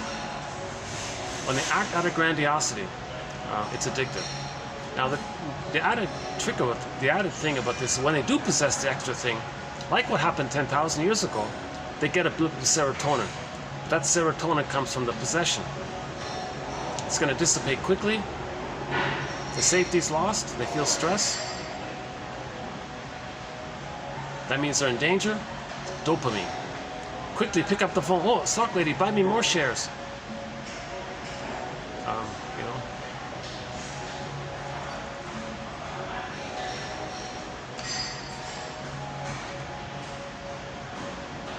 And this is a panic.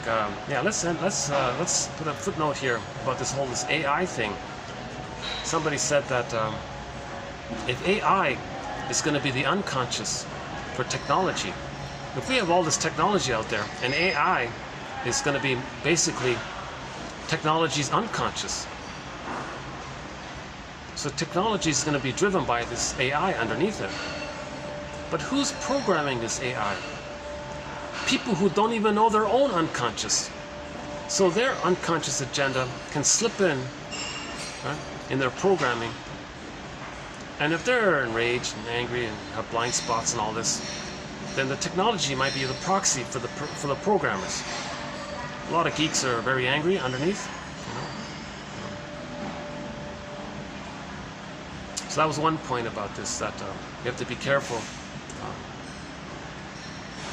If we conceptualize that AI is going to function as the unconscious for our technology, can we program it in a proper way that serves and helps and all this? So the programming, so the coders have to be careful, because they may do it in a way that opens up things that slips in their unconscious agenda. So they're the geeks or the programmer's unconscious may get them to program it in a way to please the puppet master. He's angry in all this, right?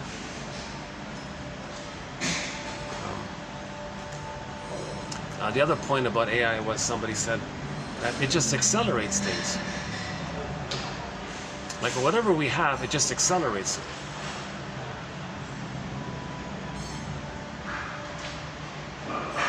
So then I saw, and some hedge fund guy, I saw an ad, gave a little presentation. He was holding up the cell phone. Hey everybody, I got a cool thing for you. We're going to develop an app for your iPhone, and you can plunder and pillage the planet on your iPhone by buying shares and things, buy and sell as you like. Knock yourself out. Of course, we get a commission.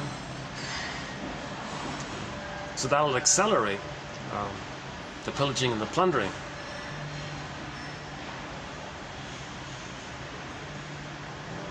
That's why we gotta understand the unconscious and heal ourselves. If we're healed, heal the man, heal the planet. Back to the puzzle, one of the puzzle. Now trauma before 18 months, the true driver, one famous short seller, again short selling, destroying the planet for a quick buck. Short selling. This short selling, as I understand it, means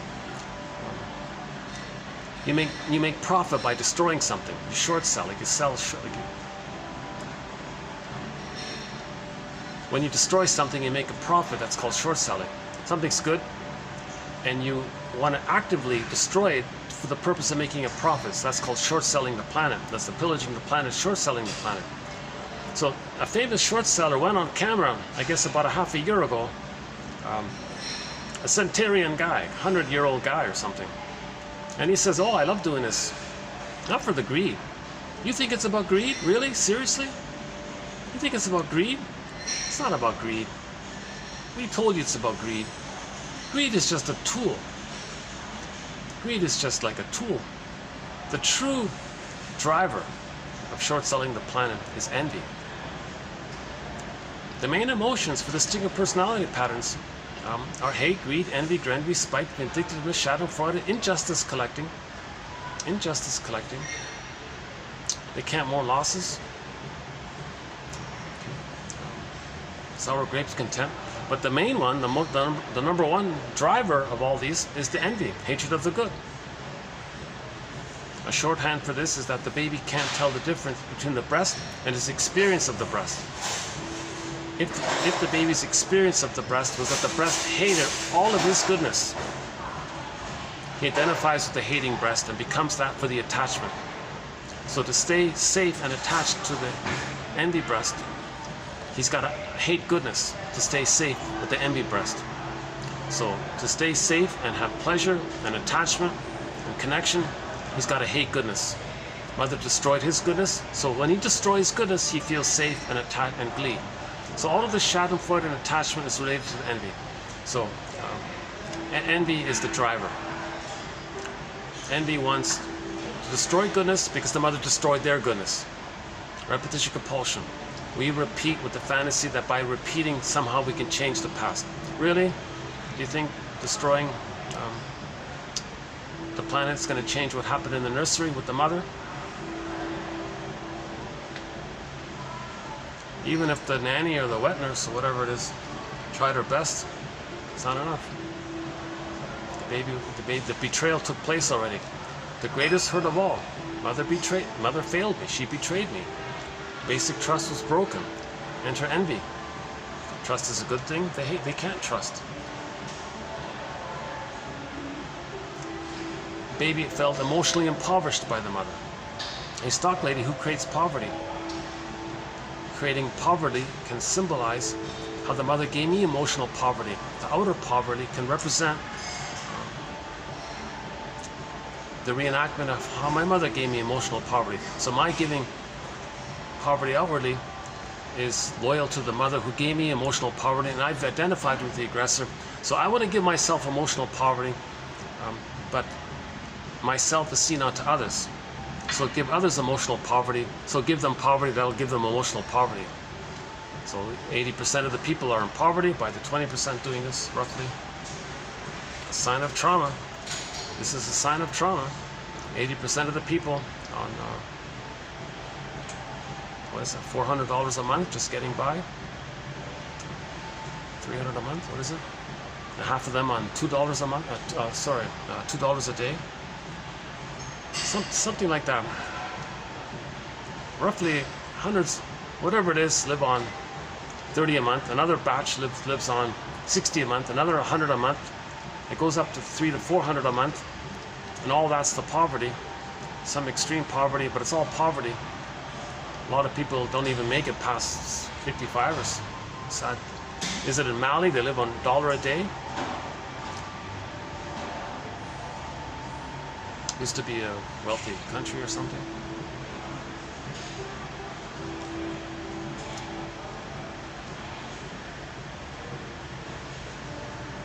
So that's a sign of trauma. It's a communication. It's a communication that we felt emotionally impoverished. Helping to create poverty outwardly is a communication that the mother gave us emotional poverty.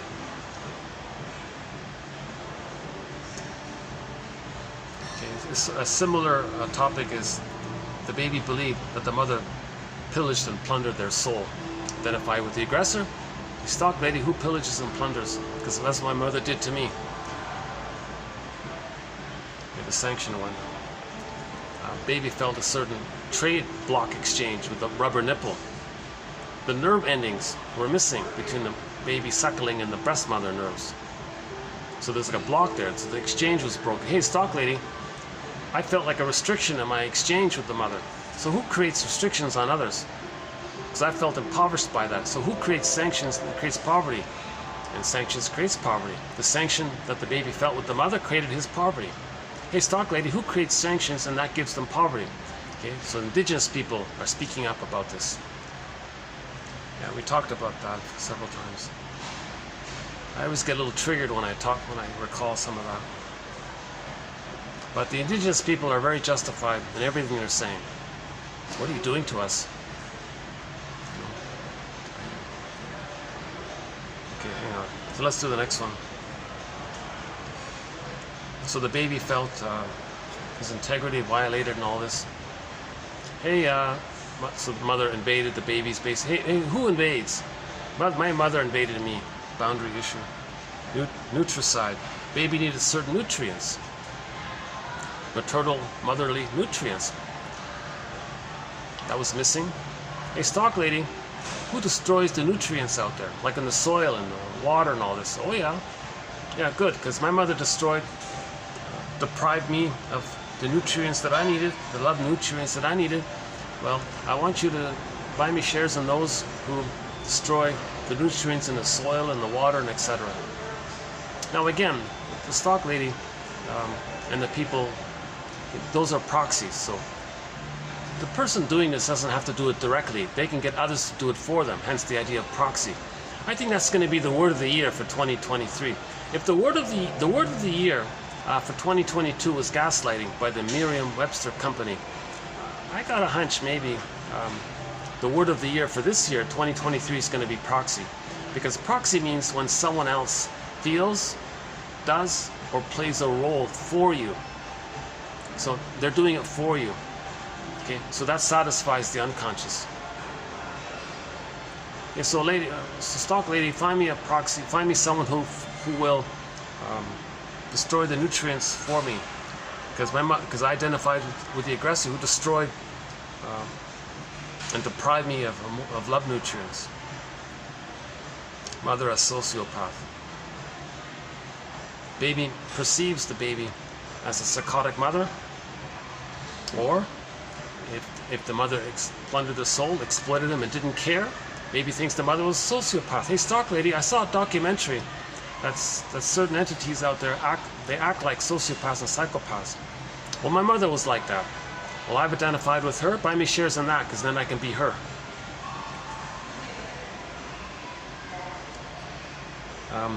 Okay. Now, this issue about mirroring. A lot of people doing this don't just want the greed and the envy. They want to be seen in a positive light. The baby wanted the mother to see them in a positive light. Hey, stock lady, recommend one of your PR buddies to tell the world how amazing I am. I'm kind of nauseated at times when I see some of this. Guys who are creating billions of people in poverty, and they want to trick you to admire them. The PR companies are specialists in making people look good. So you got an infantile God wanting people to think they're amazing, and they're just filled with spite and envy and greed. So that's the issue, where the baby wants to send out its stress and still be seen in a positive light by the mother. That was failed, so they recreate it. It doesn't work. It doesn't change what happened in the nursery. Okay, I've already played, I was going to play Carl Sagan. Yeah, we played Carl Sagan's clip already, and Katja Epstein's song Diese Welt in relation to our topic on gratitude. So, gratitude is a developmental byproduct of having been loved. So I thought maybe evolutionary gratitude via that song and that speech.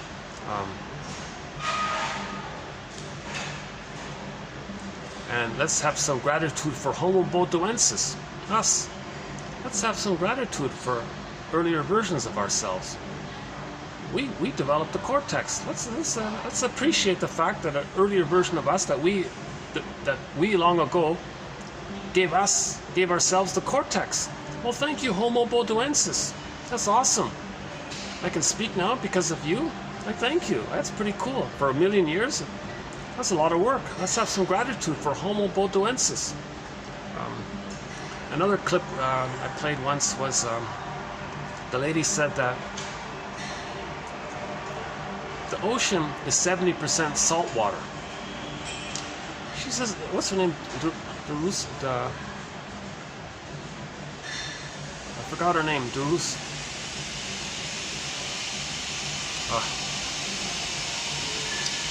Okay, I forgot her name, but we played a clip from a lady, like a researcher kind of woman, and she explained the idea that that we come from the earth. Now, humans are 70% salt water, she said, and this 70% salt water resembles how the earth is 70% salt water. So we're like mini versions of the earth. Each person's like a mini earth, let's say, in our composition. And so we come from the earth. So one famous NASA guy, wrote this massive manual all about science and everything. The final concluding sentence for this massive thing, his whole life research in science, the final concluding sentence was, treat the earth at least as well as you treat yourself. Treat the earth at least as well as you treat yourself. Okay? So, to help with that, is it DeRossi, something like that? Okay, that lady said, well, to help with that, we're 70% salt water. The earth is 70% salt water. That salt water of the earth has the same chemistry as the saltwater chemistry in us. We came from the earth. So treat the earth at least as well as you treat yourselves, because we come from the earth. No, we didn't come from some celestial spaceships, from some celestial place up in some gajillion light years away, and we flew here. We're not, like Carl Sagan says, that's thinking that is the grandiosity of trauma. We project our trauma onto outside.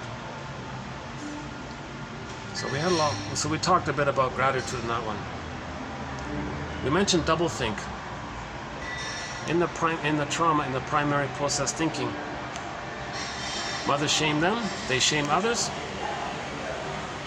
To replay how the mother shamed them with the fantasy that they can change what happened. As they do it, they're going to be reminded of the pain of how the mother shamed them. So when they shame others, to replay that, they're going to feel pain from the nursery. The one they just shamed, they'll say that the reason they feel pain by shaming them is because the person they just shamed them. It's called doublethink. Hocus pocus, double focus, auto-hypnosis, sign of trauma.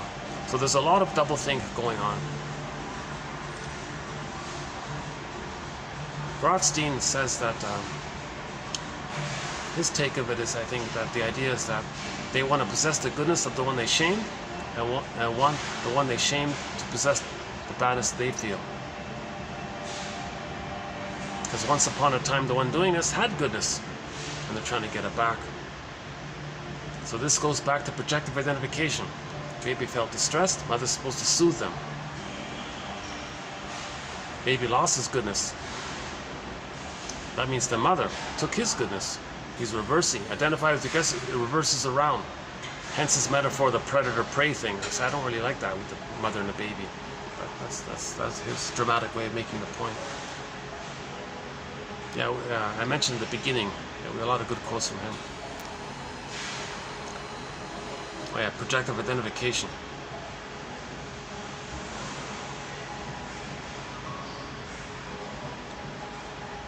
So again, his teaching analogy is demon, scapegoat, and exorcism. Jesus Christ. So the baby has the demon of the fears. He wants it exorcised. If the mother does her job, she volunteers as a scapegoat because she can play the role of scapegoat.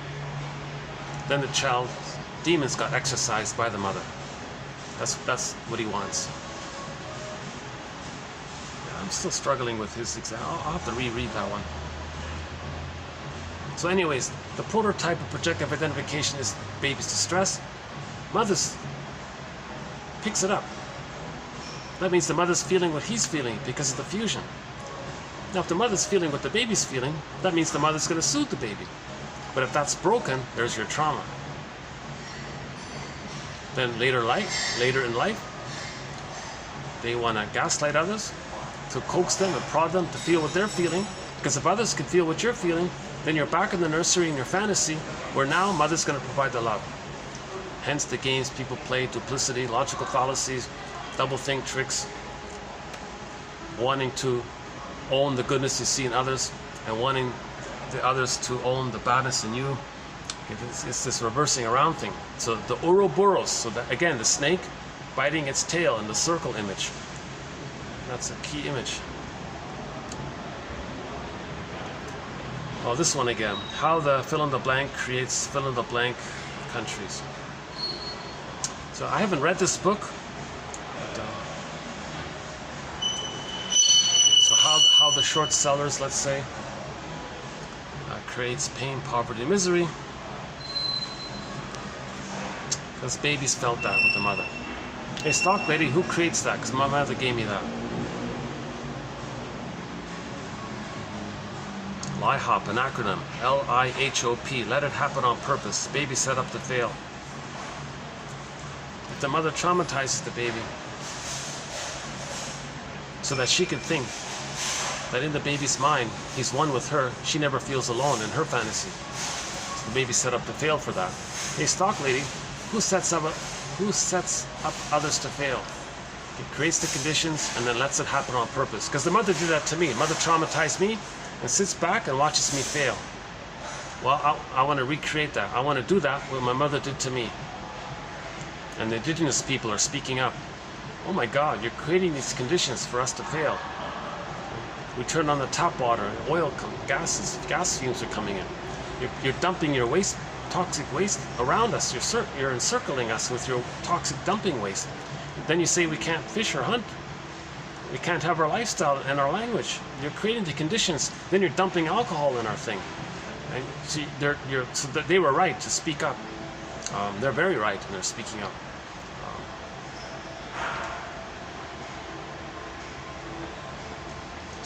So then the prejudice. So that's a huge one, the prejudice. Part of it is that maybe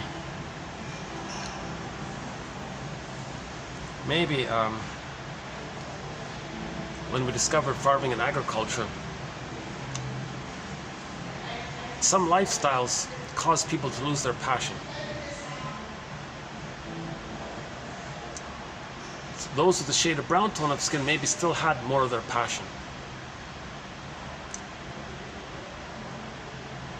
So there's the envy there. But the ones who lost the passion include anger and boogeyman images. So they associate passion with boogeyman images. So the prejudice can come from this loss of passion issue and associating passion with those with the shade of brown tone of skin. Again, there's no white or black skin. Everybody has a shade of beige or a shade of brown tone of skin. So the melanin level varies between 1 and 6. Nobody has 0 melanin, and nobody has more than whatever it is, 6 or whatever the highest melanin level is. Nobody has perfectly pitch black skin, and nobody has perfectly pitch white skin. There's no white skin or black skin. Everybody has a shade of melanin, okay, leading to a shade of beige or a shade of brown. Jane Elliott says the shade of beige is actually, technically, she thinks a shade of brown. So we all have a shade of brown tone of skin, put it that way, you know. But those with more of a shade, so beige or brown. So those with a shade of brown are considered to have the lifestyle that let them have their passion. Those with the shade of beige tone of skin maybe lost their passion, and the rager on that they see in those with the shade of brown tone of skin. Then they make the association passion is linked to those with the shade of brown tone of skin, but the passion of those with the shade of beige tone of skin includes a lot of anger and rage and all this and dangerous ideas. So the prejudice can come from this loss of passion issue. Plus, if someone has a different culture, the boogeyman image they created when they were removed from the mother, okay, they may fly it on to innocent others, substitute others. Those with passion are warm-hearted. Hang on. So when the baby is removed from the mother, he creates a boogeyman image of that mother who did it, or father who did it, or grandmother who did it, or relative, a doctor, whoever did it. That's repressed.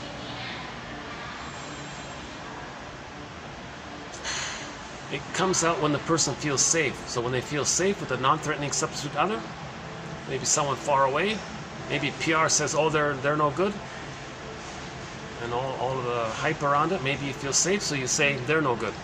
So you fly your boogeyman image onto those in a case scenario where you feel safe. So prejudice can come from that. Plus the plunder system of wanting to pillage, and the reenactment that the mother pillaged the baby's soul. So they pillage outwardly to replay how the mother pillaged them. The repetition compulsion comes from how the baby dealt with persecutory anxiety by creating a splitting mechanism and thinking in my greedy, your greed terms. We're traumicus, we're homotraumicus. We're traumatized versions of ourselves. Trauma before 18 months, it's greater trauma. It's more perverse trauma. Trauma between 18 months and 36 months is maybe milder trauma, but it's still trauma. But we're all homotraumicus. Only a tiny percentage of people maybe have a I'm okay, you're okay mindset. Hold on a sec. Next one here. In German, in the German language, the words guilt and debt, they use the same word. In German, guilt and debt is Schuld, S-C-H-U-L-D. They use the same word. So, baby felt unconscious guilt. Baby feels psychotic guilt. Baby did nothing wrong, but baby thinks he creates everything. He's in pain.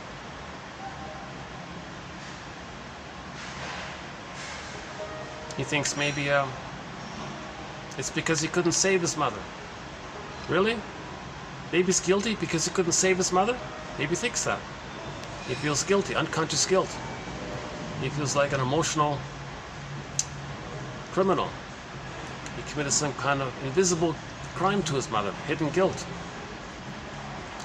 In the Kafka story, the trial, the guy's told he's guilty, but they don't tell him what. And he's all stressed out about it. Well, the baby's all stressed out about it. But so why does the baby feel that he's guilty? Well, first of all, he lost his paradise, so he feels defective. He thought he could save the mother, he couldn't. because he couldn't save the mother, he feels guilty. It's ridiculous. Why should the baby save the mother? But the baby wants to try to do so because he needs his paradise. He thinks he's a little god, so he's a failed god, he's a flawed god. So in the end, he has unconscious shame for being defective, and in the act of hallucinating that she's a goddess, the act of doing that means, in correspondence to that, he's going against himself, so he's doing something wrong. So he felt wrong, and now he's doing something wrong. Babies feel unconscious guilt. In the last video, we spent some time on that one. Yeah, actually, in many videos, I spent a section of time on this issue of unconscious shame, and then layered on top of it is the unconscious guilt, leading to the I'm not okay, you're okay mindset in the beginning.